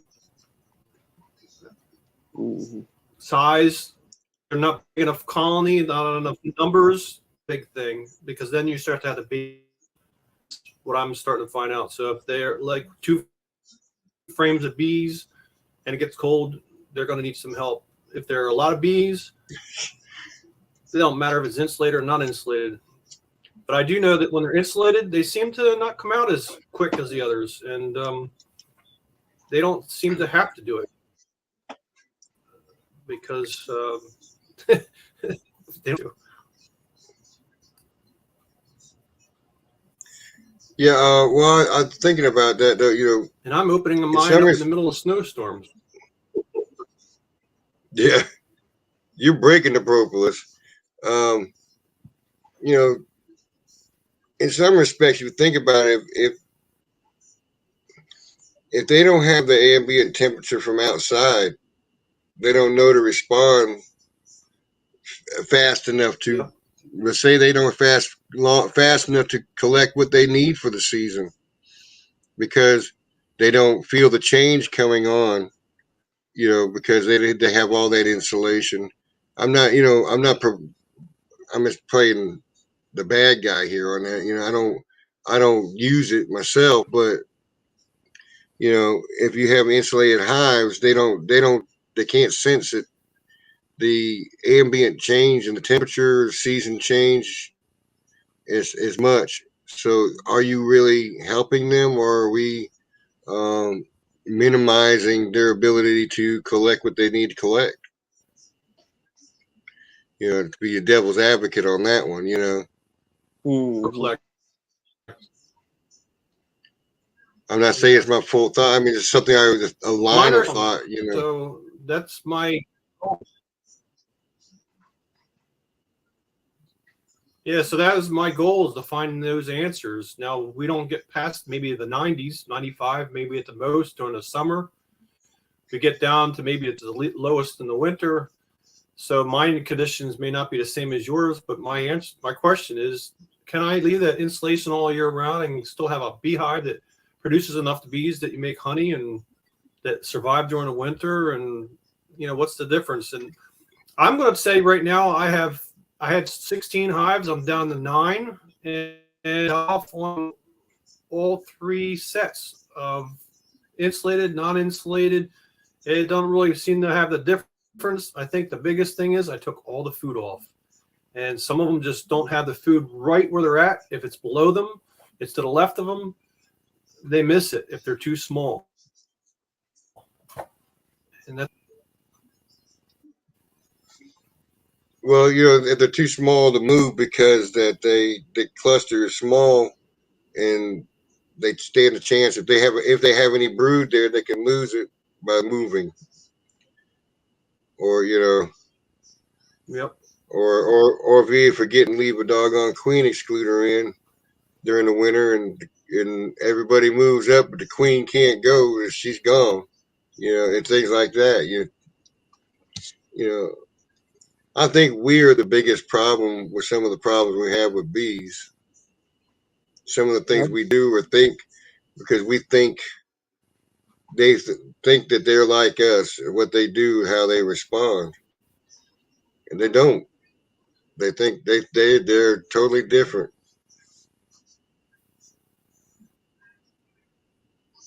Yeah, I think it's that cluster is all it is. Around them, that's where they heat. And it don't really matter what the ambience around them, as long as it's like the chickens. As long as you keep the wind off of them, you're fine. They can control it. But if you got wind blowing through there, they might not be able to handle that because they can't keep moving around to the inside, the outside to keep that cluster warm. And if it's not big enough numbers, and that box is too big, like my brother had 3 boxes on his. I told him you got to reduce them. Everybody's telling him to reduce them. He's like, there's so many bees. So he had 3 boxes, and all 3 of his hives are dead because they had so much room, and they couldn't maintain that little cluster inside there. In DC, I wasn't trying to say that you in particular or anything. We're trying to treat the bees like humans.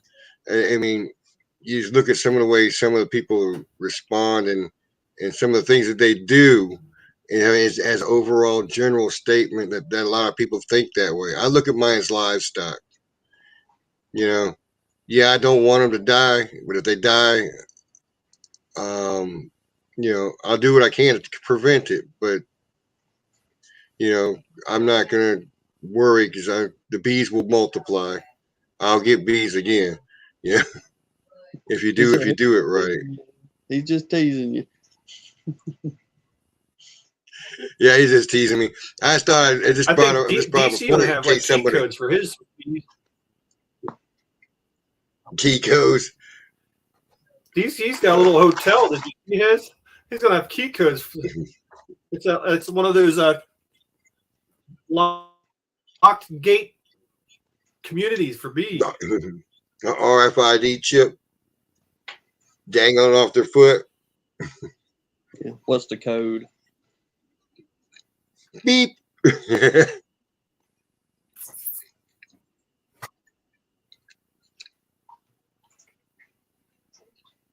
Well, DC, we almost there, bud. Almost there.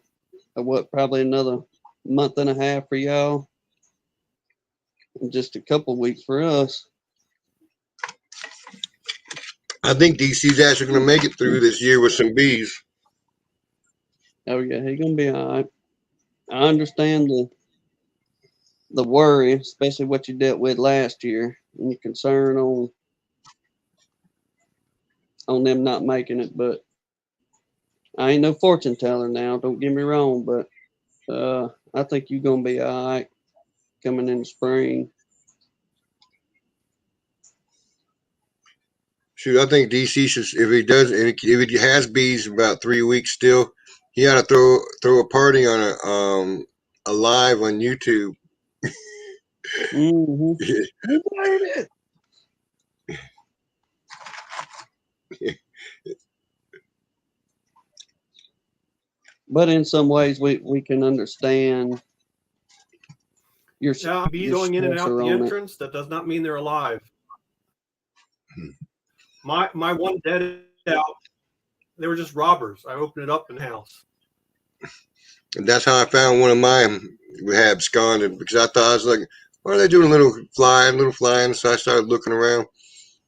I said, let me pop top, see how many are in there. Then get a signal about to be the same amount of bees on the doorstep. Popped it open, and they all have absconded, and theirs were just robbers taking everything that was in the hive.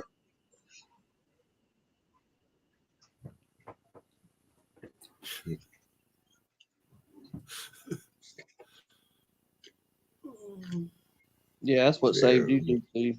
keeping them drier.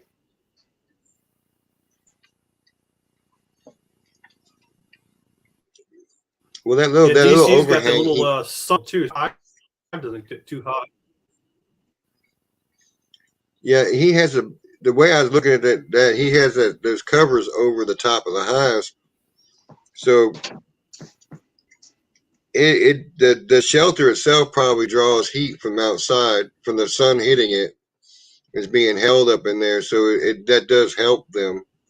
You know, I would think it would help him some, depending on how much insulation he has in the top of his hive boxes.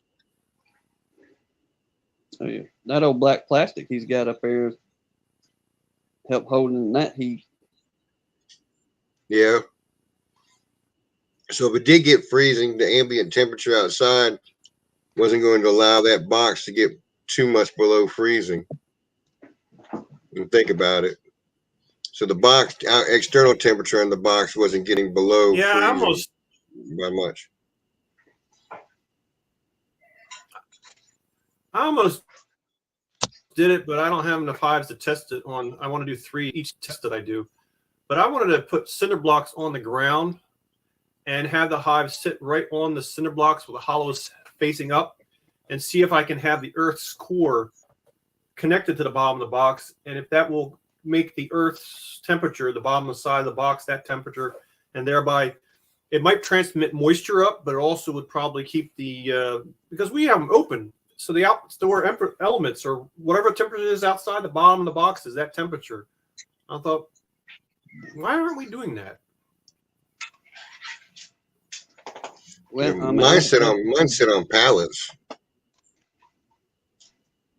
Yeah, so what was that? Pallets What will was be closer that? to the Earth, but you still have a little bit of flow.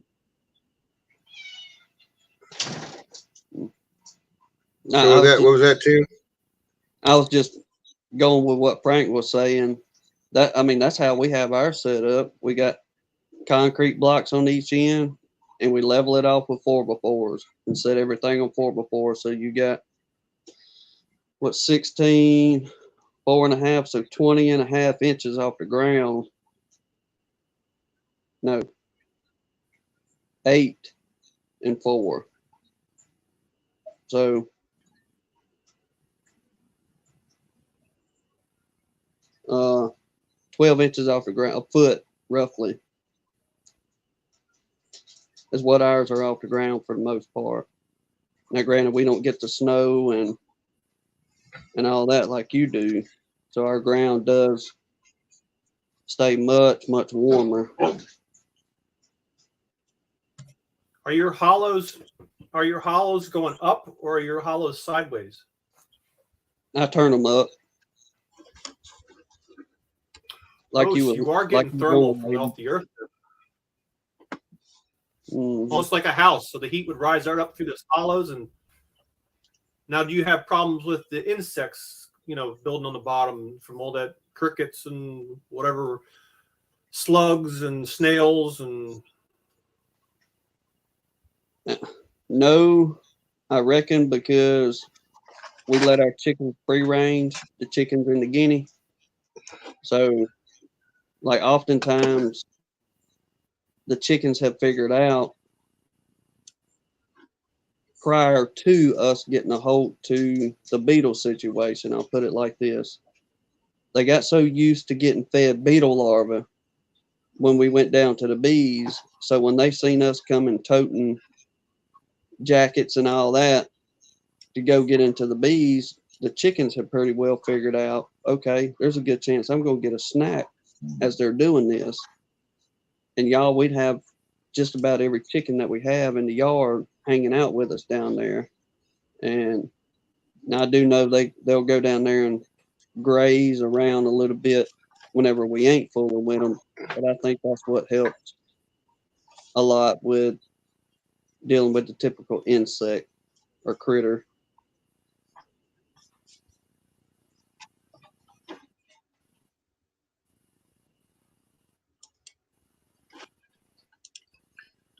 Lee popped in here for a minute. Mice is what he runs.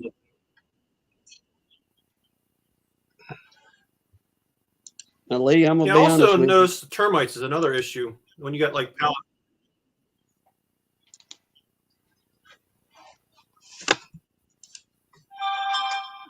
If you don't do anything treated, the termites are going to most definitely get in there much quicker. You know, I'd be worried around here because we have termites bad around here. You can ask Hannah come springtime, whenever it gets termite season and they go to swarming, I'm out in the yard with a gas can scanning. Whenever I see that first swarm, I go pinpoint where them jokers are at and I hit them with the gasoline to try and kill off anything that's, you know, continually coming up. So for us, And here we got Mike. Hey, I'd guys. be worried about termites. What do you say, Mike? Who's that? What? Galloway. Oh, you guys are great. Well, I heard you were talking over wintering, and I thought, I got to jump in on this one. My biggest concern is that, and I did pull as much of the regular honey out of the top one there, the second super, and I put them back in and immediately just started feeding them heavy, trying to get them to just build up the sucrose syrup. And so I did something similar to that, but I have just a ton of food on the top, sugar blocks. My biggest concern is actually making sure that, you know, as many mites are dead as possible. And I can't remember the fellows that did the experiment with this, but if you've got a high mite load, they cannot hold the cluster quite as well. So, you know, it's just one of those things. And you mentioned something about humidity and leaving the screen board off the bottom. They used to say that a lot up here, and that was the good thing. You got a vent, you have to have that top vent, everything. Well, you do the top vent and you lose that heat dome, and that's when you get condensation on the roof.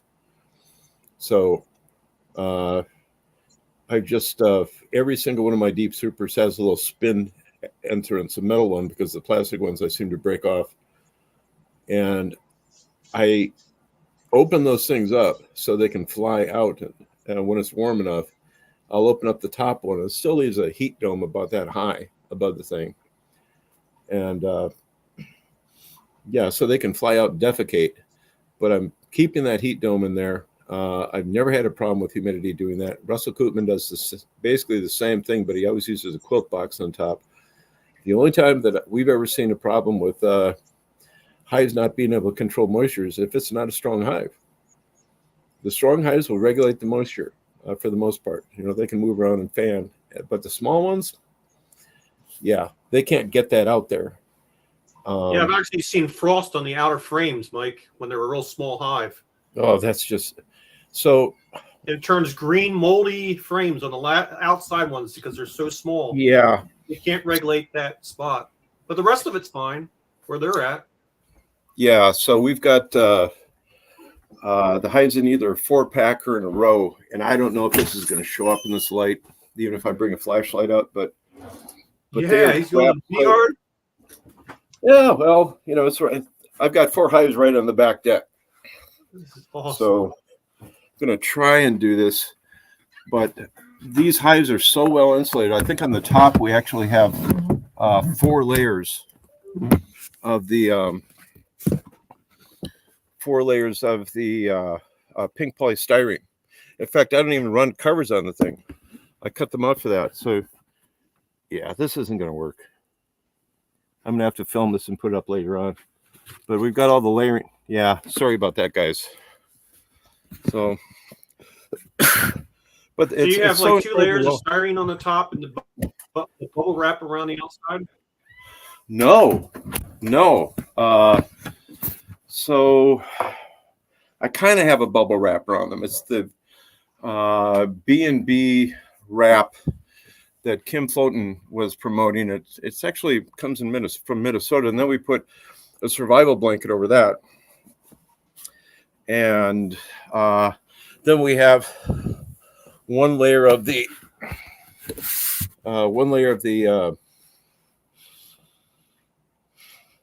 2-inch pink, foam. What is that? I can never remember the name of it. So that's there, and then we shrink wrap the whole thing with black saran wrap. So you get an air barrier in there too. And is that overkill? I don't know. If you lose a production hive, what's that cost you? So there's no covers on the top. There's no migratory lid or. Yep. And yours because I are can't four put them together in one cluster too. What's that? Frank? Okay, I didn't hear that.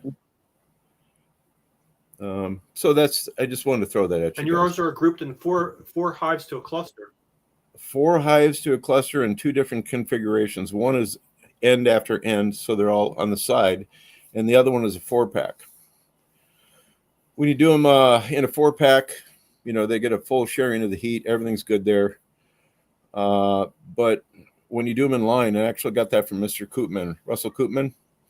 They're easier to go through. The 4-pack, you can't quite get the boxes pressed up against one another as much as I'd like, because you want to put a little bit of an angle on them to get the water to come out.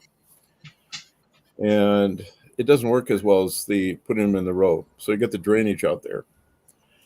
But yeah, on the top, we pull them, no lid up there. We don't have a telescoping or migratory. We replace it with a 2-inch pink board up there. That's the right dimension, so you can put those things right up against one another. And then there's 3 more layers of that on top. So the doggone tops are with the reflectix in between the two.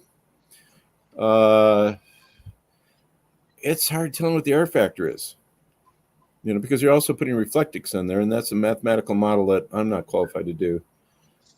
So that's just, the way I'm doing it. There was something, I know what it was. So whenever you pack them like that, you're saving on insulation too.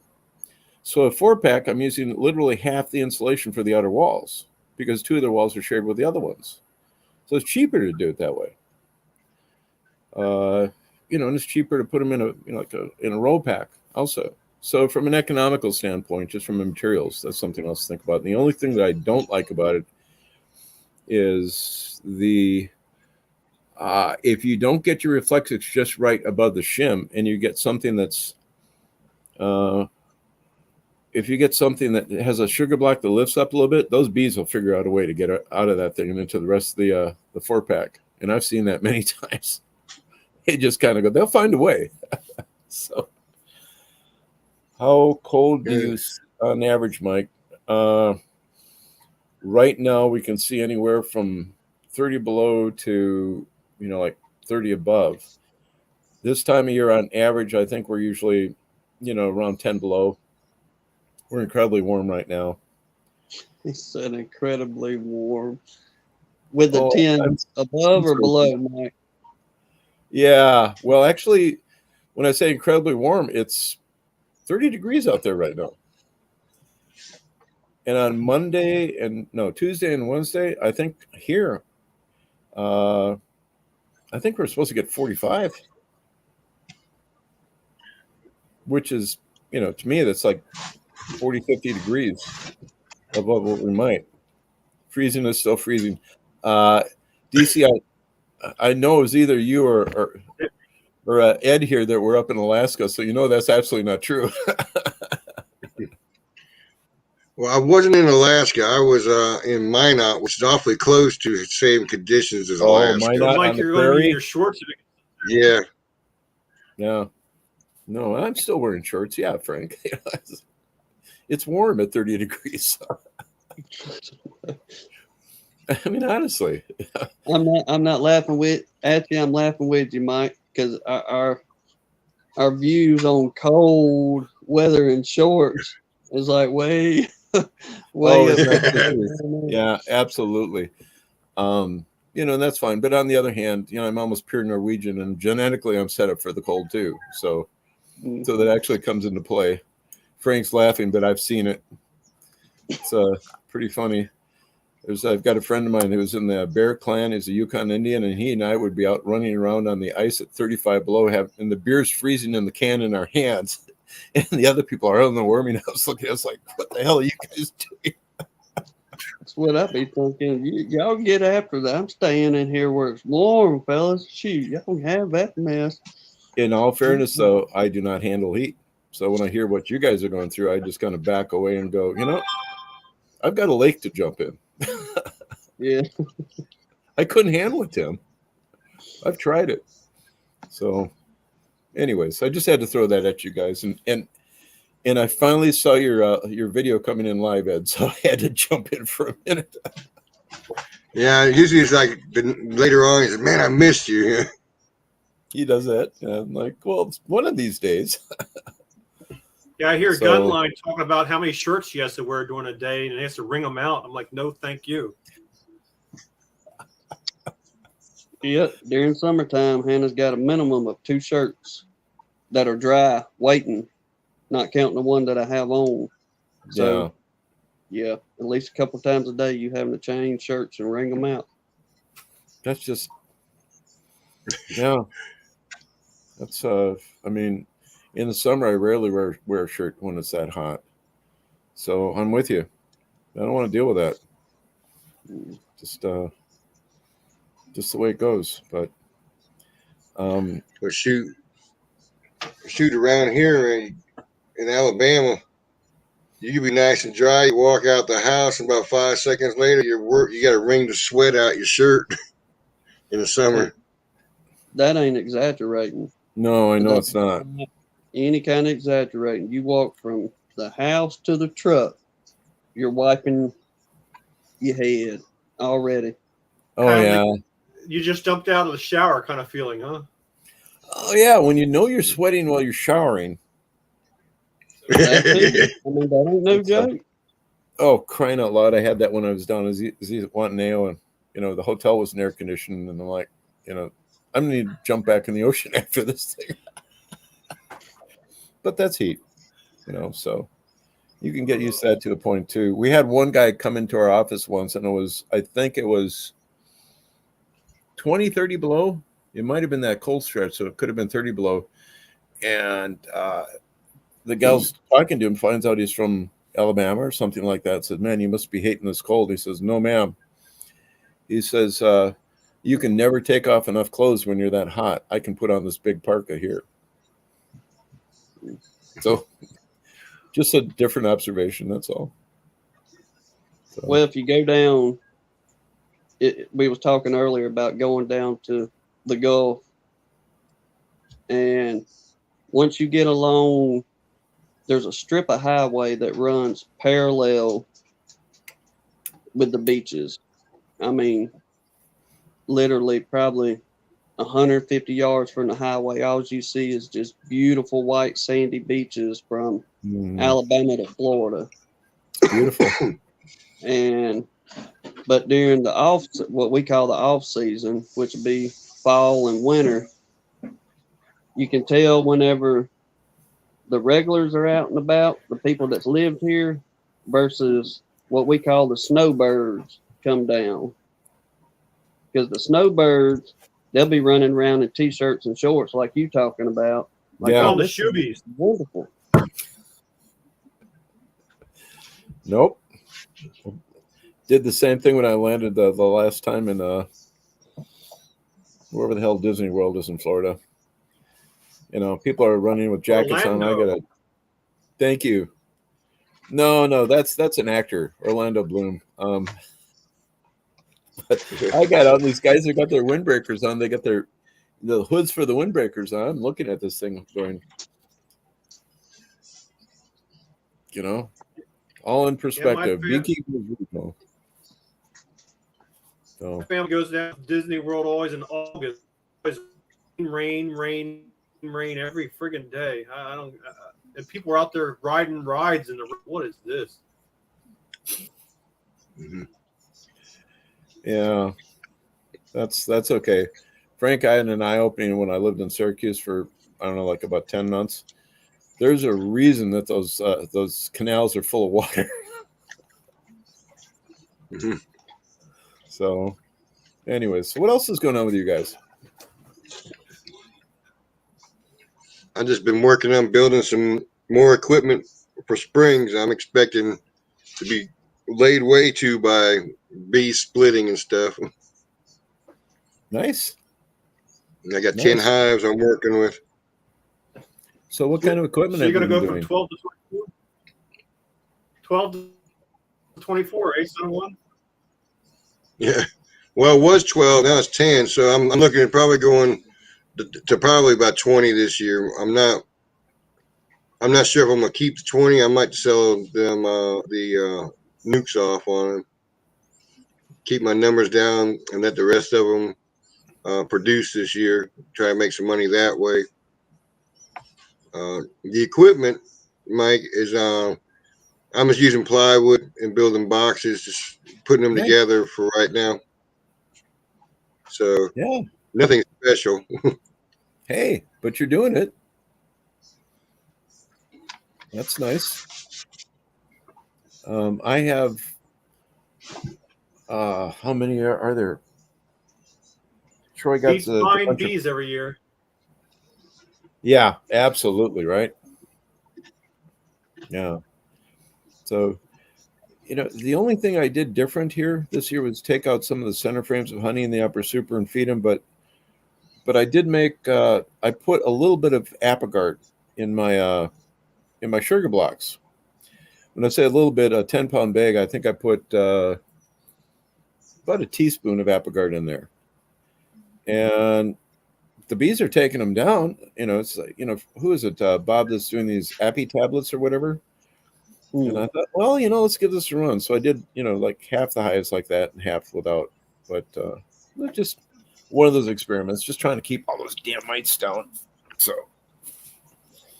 that's that. But you got the equipment building. I have about 400 frames put together here. You guys got any words of advice on that? Assembling those? I've never done that before. Buy a jig. Yeah. So we got something I can use for a jig already, but I heard Did something anybody about see using that video came out today? Mudbear? the what? Somebody came out with a video today of Mitavare. It's some type of drizzly some fluid that he's drizzling on his frames. Mitavare or something like that. No. Mm-mm. What's he referring to? He had 20. It's 20 views I saw today, and it's some drip bottle. And he drizzles on a certain amount of this fluid. Get rid of the mites, and you do it and treats them. You can treat them with the honey supers on or not by the label. Well, are you talking about an oxalic acid dribble? It comes in a bottle, someone like Son of One's got, and you just dribble it on. It's a product you buy now. It's Mitavare or Mitaside or some name like that. And it's So brown it's fluid. It's brown. Okay. You guys want to take a guess what that is? I have no idea. Just got saw it me. today. I have no clue. It's on YouTube. If you look for today's chats for the YouTubes that were put up, it had like 20 views. Being dark, I'd imagine probably has some thyme on it, but He's not necessarily the U.S. either. I don't think. Okay. Thymol crystals are white. oh, But yeah. I think it's part of the processing thing yet, but And his bottle has about this much. It has marks on the sides, and you turn upside down until it dribbles to that spot, and you just keep dribbling in between the frames until it gets to the spot and stop. so it's a measured dribble. So yeah, I have something like that. I'm still guessing oxalic acid dribble, but maybe with something in it. What do I know? Yep. But a brown. What the hell would that be? Kind of weird. In fact, I'm trying to think of anything that we put in our hives that's brown.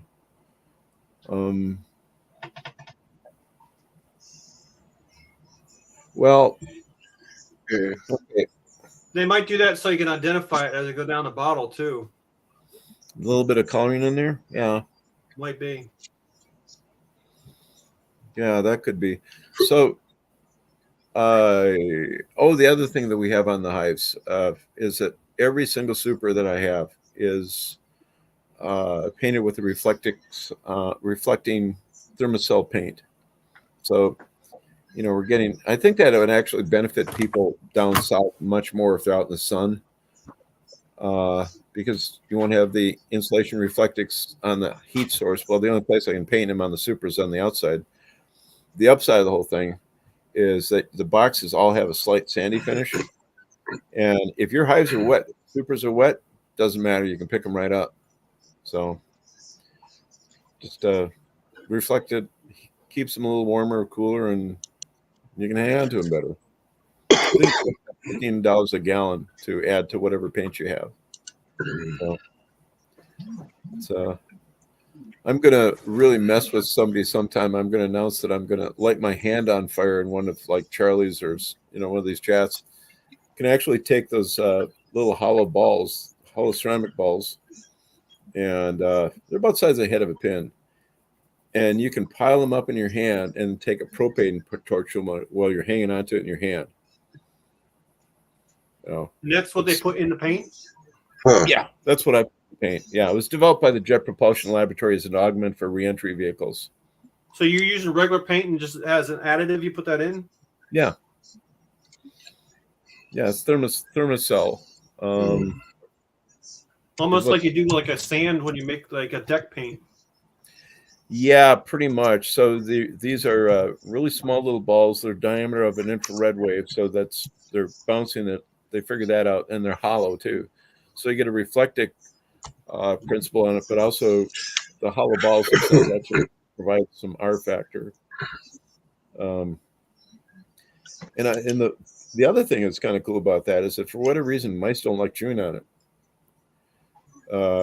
The DNR recommends that you use this type of paint to put on like wire cables and whatnot, where they think they might have rodents chewing on them. Apparently, they don't like chewing on ceramic balls, beads, as it were.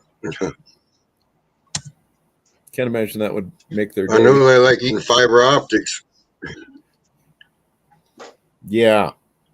Or a wire harness in your pickup truck. There you go. But yeah, it's kind of cool. But anyways, so what else is going on with you guys? Yeah, we waiting to gear up here. Probably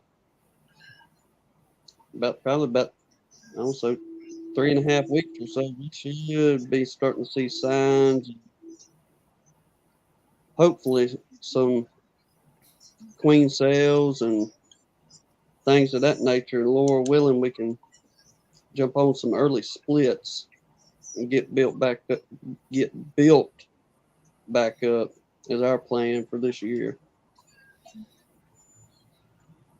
Nice.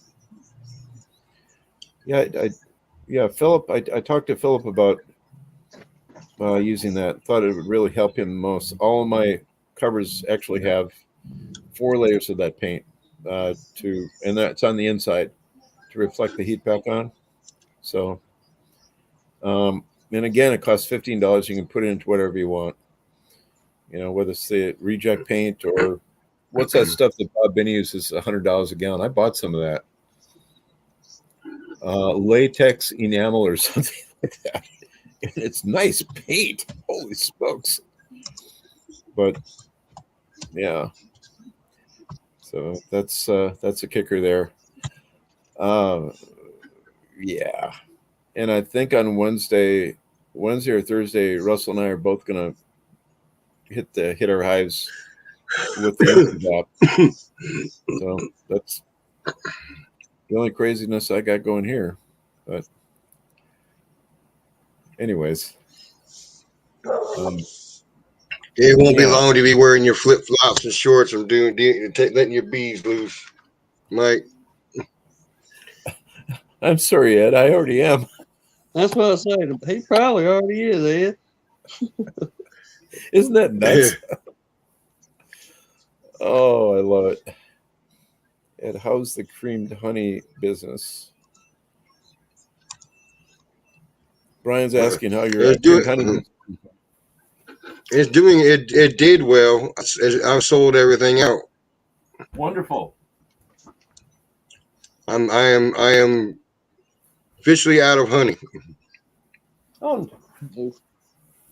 wow.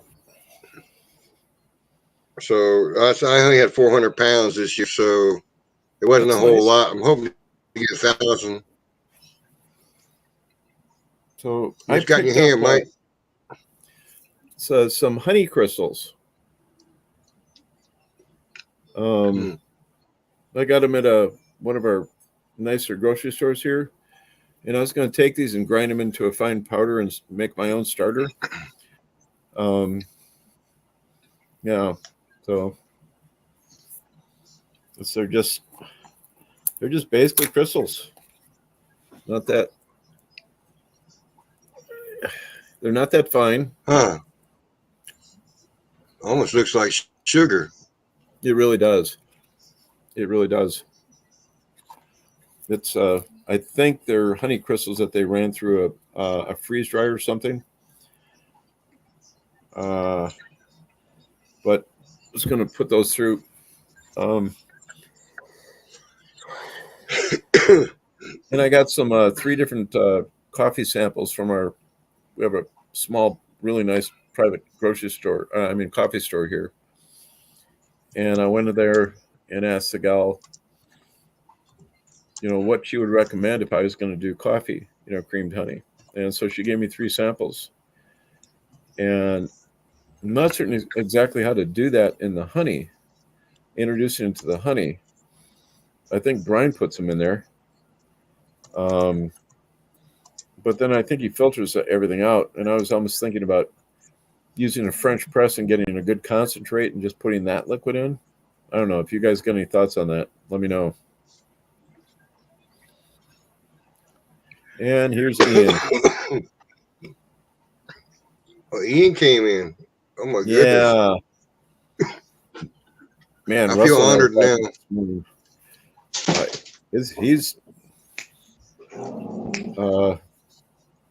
Ian, you could always back one of your reefer trucks up to the opening of your bee shed. I'm so sorry that you're going to have to go through that. What's he going through? Well, he's going to get part of this heat wave up there. Oh, so he's going to have a meltdown unless it... Oh my goodness. Yeah, I'll give you his forecast here real quick, but see, where are we here? Wrong button. Okay, so he is in Miami, Manitoba, and where are we at here?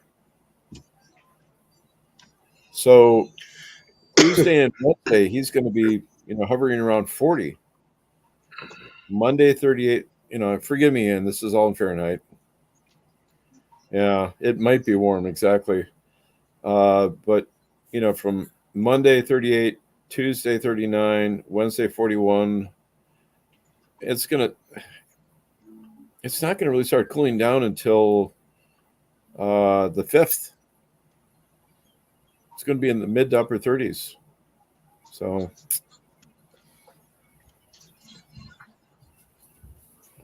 looking at 8 on Wednesday. Yeah, okay.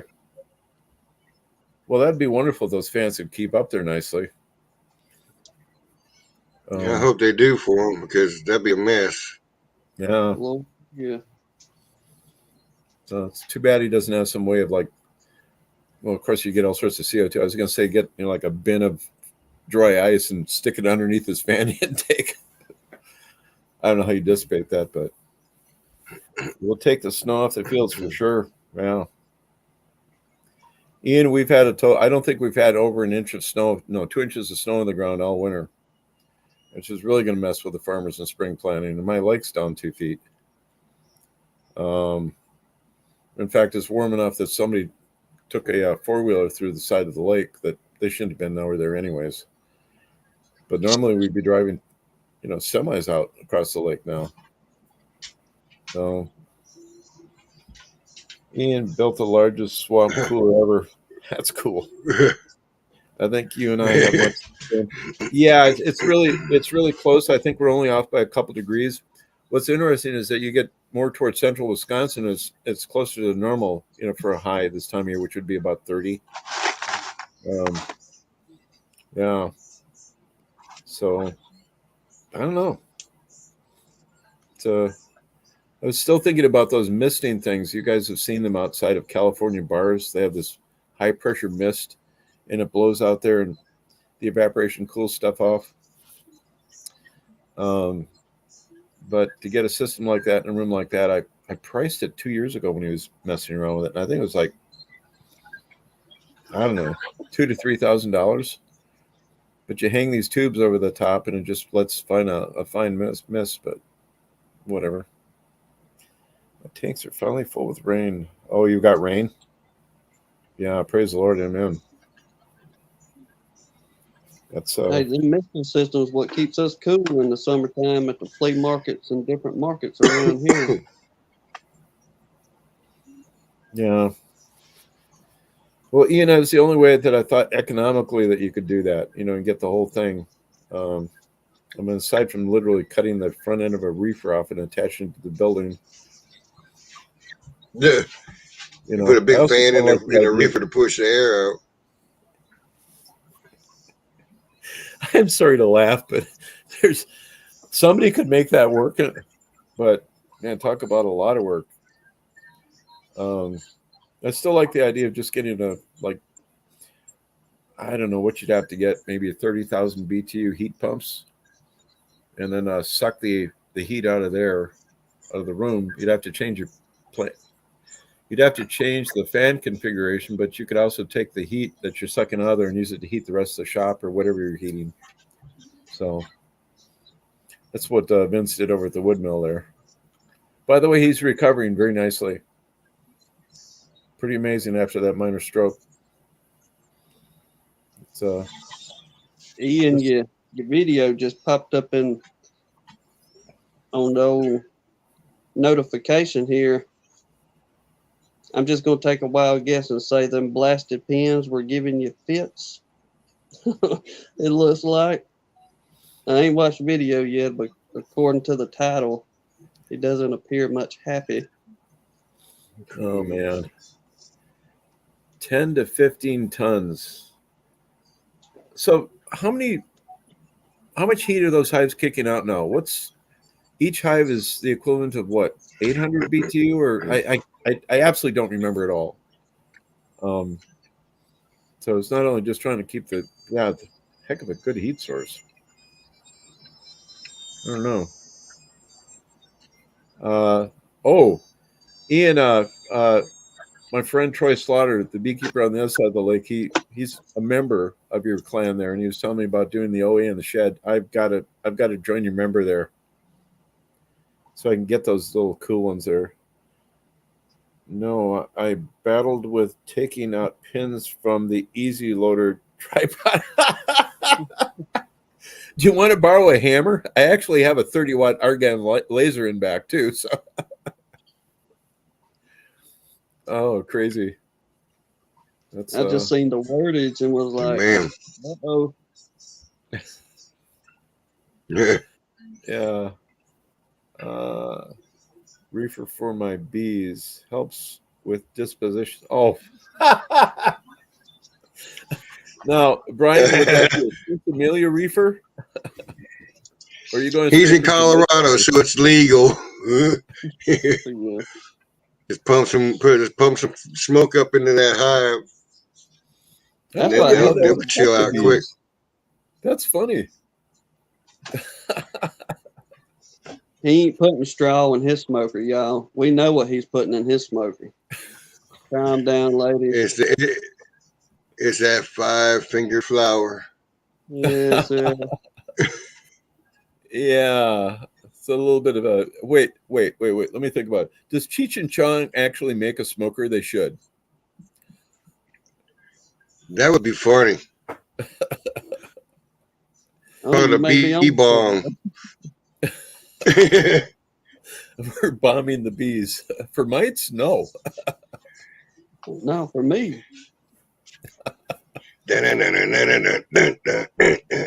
Oh, sorry. Flashbacks. No. My neighbor was just doing that last week. He was running through the old Cheech and Chong movies. Where's Hannah tonight? She's been in there doing her fingernails and all that good stuff on the phone with her sister this evening. So she's back there in the room with all that, but she's listening. That's lovely. Is that the nails live stream? She said, "Tell everybody I said hey." Hello, Hannah. She's got a live stream going on, made that called Hannah's Nails. Mhm. She didn't. I don't know. Her and her sister went and got them things done the other week. Then, got to looking somewhere else and found, I don't know, some cheaper. However they do all that stuff, but found a better deal to do it at home. And between all the women folk that she knows, word has spread, and apparently that's the way to go to do your finger. Y'all, I don't know, but y'all married, y'all know. So No, Tim, don't be shy. Show us how it works. there we go. I need one of Okay. mine. I forgot about yours, Frank. I was going to give you crap about that. What's up with that? It was put blue on that fingernail, don't you, or something? Yeah, I hit it right here by just whacking it when I was wrenching a nut on my truck. Oh, that's why you did that. And then weeks later, it's supposed to have a black dot like that, but it didn't come out as a black dot. It came out as a hole. I was like, now that's cool. Apparently, it just hurt the center, not the outside edges. And then as it grew off, it's like I had a hole. So then I played with it. But then at the end, it's like this flopsy and it gets tore up on things. So I had to cut it off because it was turned bloody. Oh, yeah. Yeah. Say, And it's Frank. hard when you're trying to pick up frames and stuff. You can't use your fingernails. Ooh. No. I will, Philip. Don't worry, bro. I will. Frank, I think I've almost got Vince, Mr. Vince, where he might do a video explaining how his bandsaw blade sharpener works. Oh. Yes. Yeah, that big wood miser thing. So the setting unit just to set the angle of the teeth is $700. So, I don't know the last time he priced one, but yeah, because I've got 30 blades, 15 of them are dual. Yeah. Really? 15 blades. It's a big sale. Yeah. What blades did you buy, by the way? Who manufactured the blades? I got the Timberland because it was like similar to the Harbor Freight mill that I have, the same dimensions. I know a couple of up here. Timberland was supposedly holds their blades several sharpenings. Yeah, they do, and Vince explained what was up with them. And I can't remember. But then they go all quicker.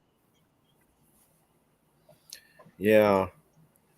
So they're heat treated. The only thing I don't like. Yeah. The only thing I don't like about the wood miser, we tried.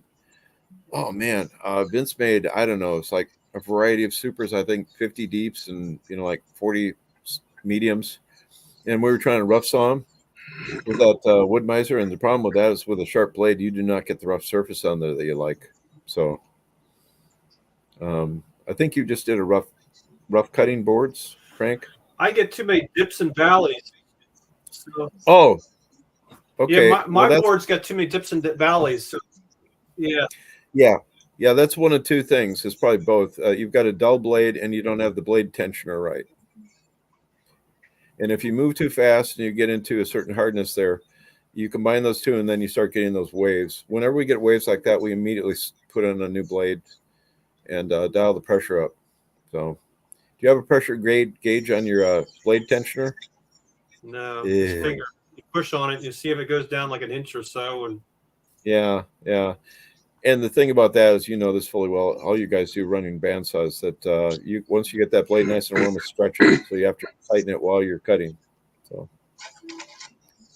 just one of those crazy things. But yeah, it's a whole Yeah. nother learning curve. I mean, you think you're going to save yourself some money on beehives, and then you find out you're spending all this time with the waste and the downtime and experimentation. And by the time you're done, you're like, man, this is a whole nother hobby.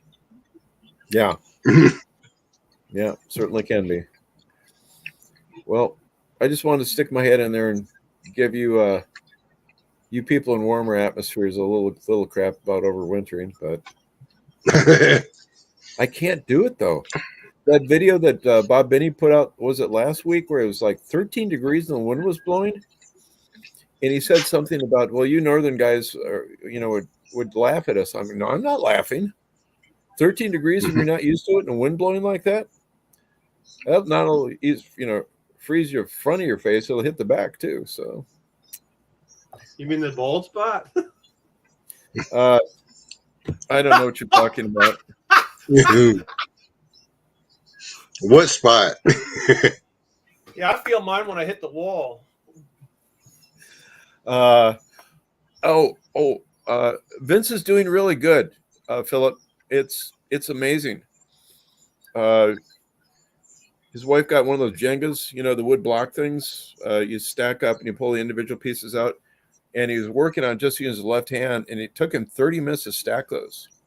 So his wife comes along and knocks them all over the table and says, "Okay, do it again."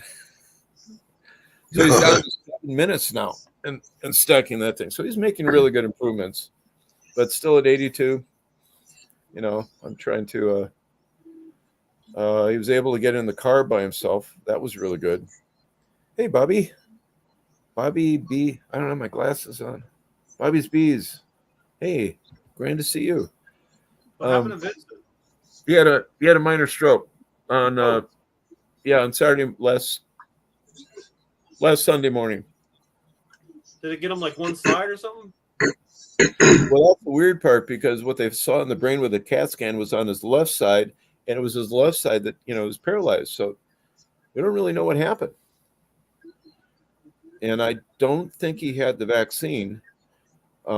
So don't have an answer for you there, but he's recovering very, very fast.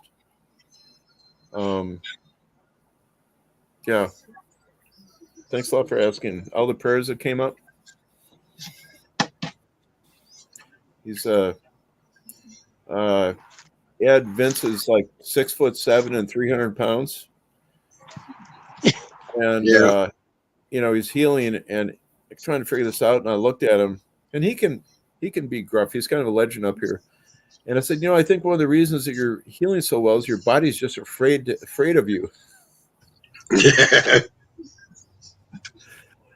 So Yeah, man. Yeah. One of those things. But yeah, meanwhile, back at the ranch, it's just a little. I don't see none of your cats tonight, man. Well, Charlie's favorite one is right behind me here. Oh, it's hidden behind you. Okay. Yeah, and then her daughter's right up there. And then the Siamese is on the other couch. And unfortunately, I think I'm going to have them put down on Monday or Tuesday. So my Siamese is mad at me because I kicked her out of the seat to do live. It didn't jump back on your lap? She did, and I put her back down, and she meowed at me, and just looked at me cockeyed and walked off. How do you use Vrilla wintering? How do you use volumed wintered beekeeping? Frank, what is that? Is that where the guy was using the I was drizzle? asking if y'all seen it yet. No, Yeah, I have no idea what that is. Roamed. Is that the juice he was putting down? Yeah. The guy that was putting the. Huh. Yep. Okay. 15 Wow. minutes on the little, maybe 30 minutes. on the big one. Or So you just, room. you just shake it up and pour it on the seams of bees. No, I would have been better off doing this when there was broodless, but you know, it is what it is. I got it now. So we'll give it a go and let's get into it. I just took the lid off and the feeder's jammed inside the lid. Is So that's not helpful. The sugar off. Hopefully these bees are not going to be too angry with me and let's get it done. There's the sugar off. There's loads of them. Loads of bees. This nuke's definitely going to make it through. Let's pour it on. I don't know. Let's try 15 mil. His measurements on the back. Don't worry about wasting 15 it. mil. Look at that.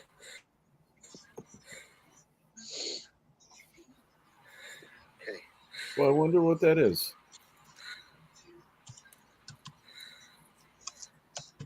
Okay, so it's pre-measured. It's brown. It takes a while to squeeze it all out. We're covering four frames. He's a European Well, fair play to these Black Mountain honeybees. or British. You're not trying to eat one bit. Just rip the roof apart. Rip the roof right off their house. So they're like, get it, man.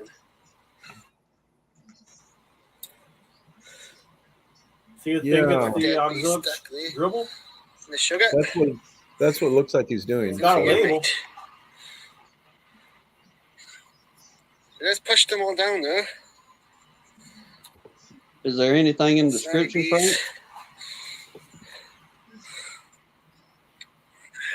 I think he said 50 mil. Boy, that sounds more and more like acrylic, but huh. There's no description. Bobby's Bees has a good one.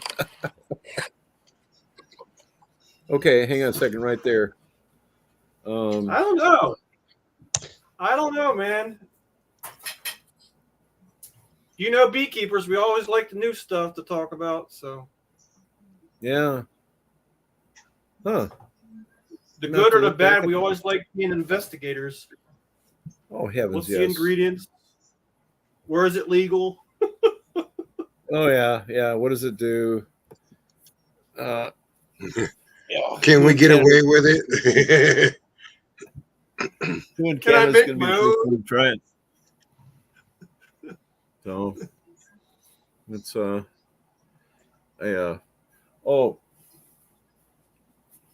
where are we here? So I got back from the hospital after having part of my foot cut off, and I didn't. Oh, realize- here we go. I found some information for you guys on that. Good. It's Varo. It's VARO Med. Med. It's a contains both formic acid and oxalic acid Really? dihydrate. Okay. Yeah, I just Goes found it son of under. John. Wow. So here's a dumbass question: what happens when you combine formic and oxalic together? You That's mix what this two stuff acids together. is. It turned You get a brown? base. Well, if there are two acids and you combine them together, what does she do? It says each 555 milliliter bottle will last up to 30 days after opening. Okay. The treatment's trickled on the bees the same along the seams between the frames and can be used in winter, spring, or autumn. Okay. So does it react with the moisture in the air? It goes bad? Well, any kind of acid I have that real- exposed to oxygen, it might, going to do something, but I don't know. Like super glue, once you open the bottle, the air gets in there and all hardens? That happens? Oh, man. Well, gentlemen, I'm going to take off here, and I think the Siamese is going to get some chops thrown line tonight. So Heard that. Yeah. So, anyways, wonderful to finally see you live, Ed. I promise And I you, see you on my live too. I'd try it. So, but yeah, you get a brown acid. You can get a brown acid too if you eat too much kimchi, but that's a separate story. Okay, guys. Well, God bless. Have a grand night. Good rest of the weekend, and talk to you all later. Take care, Mike. All right. Thank you. Bye-bye. Good luck, Mike. Later. Thank you, sir.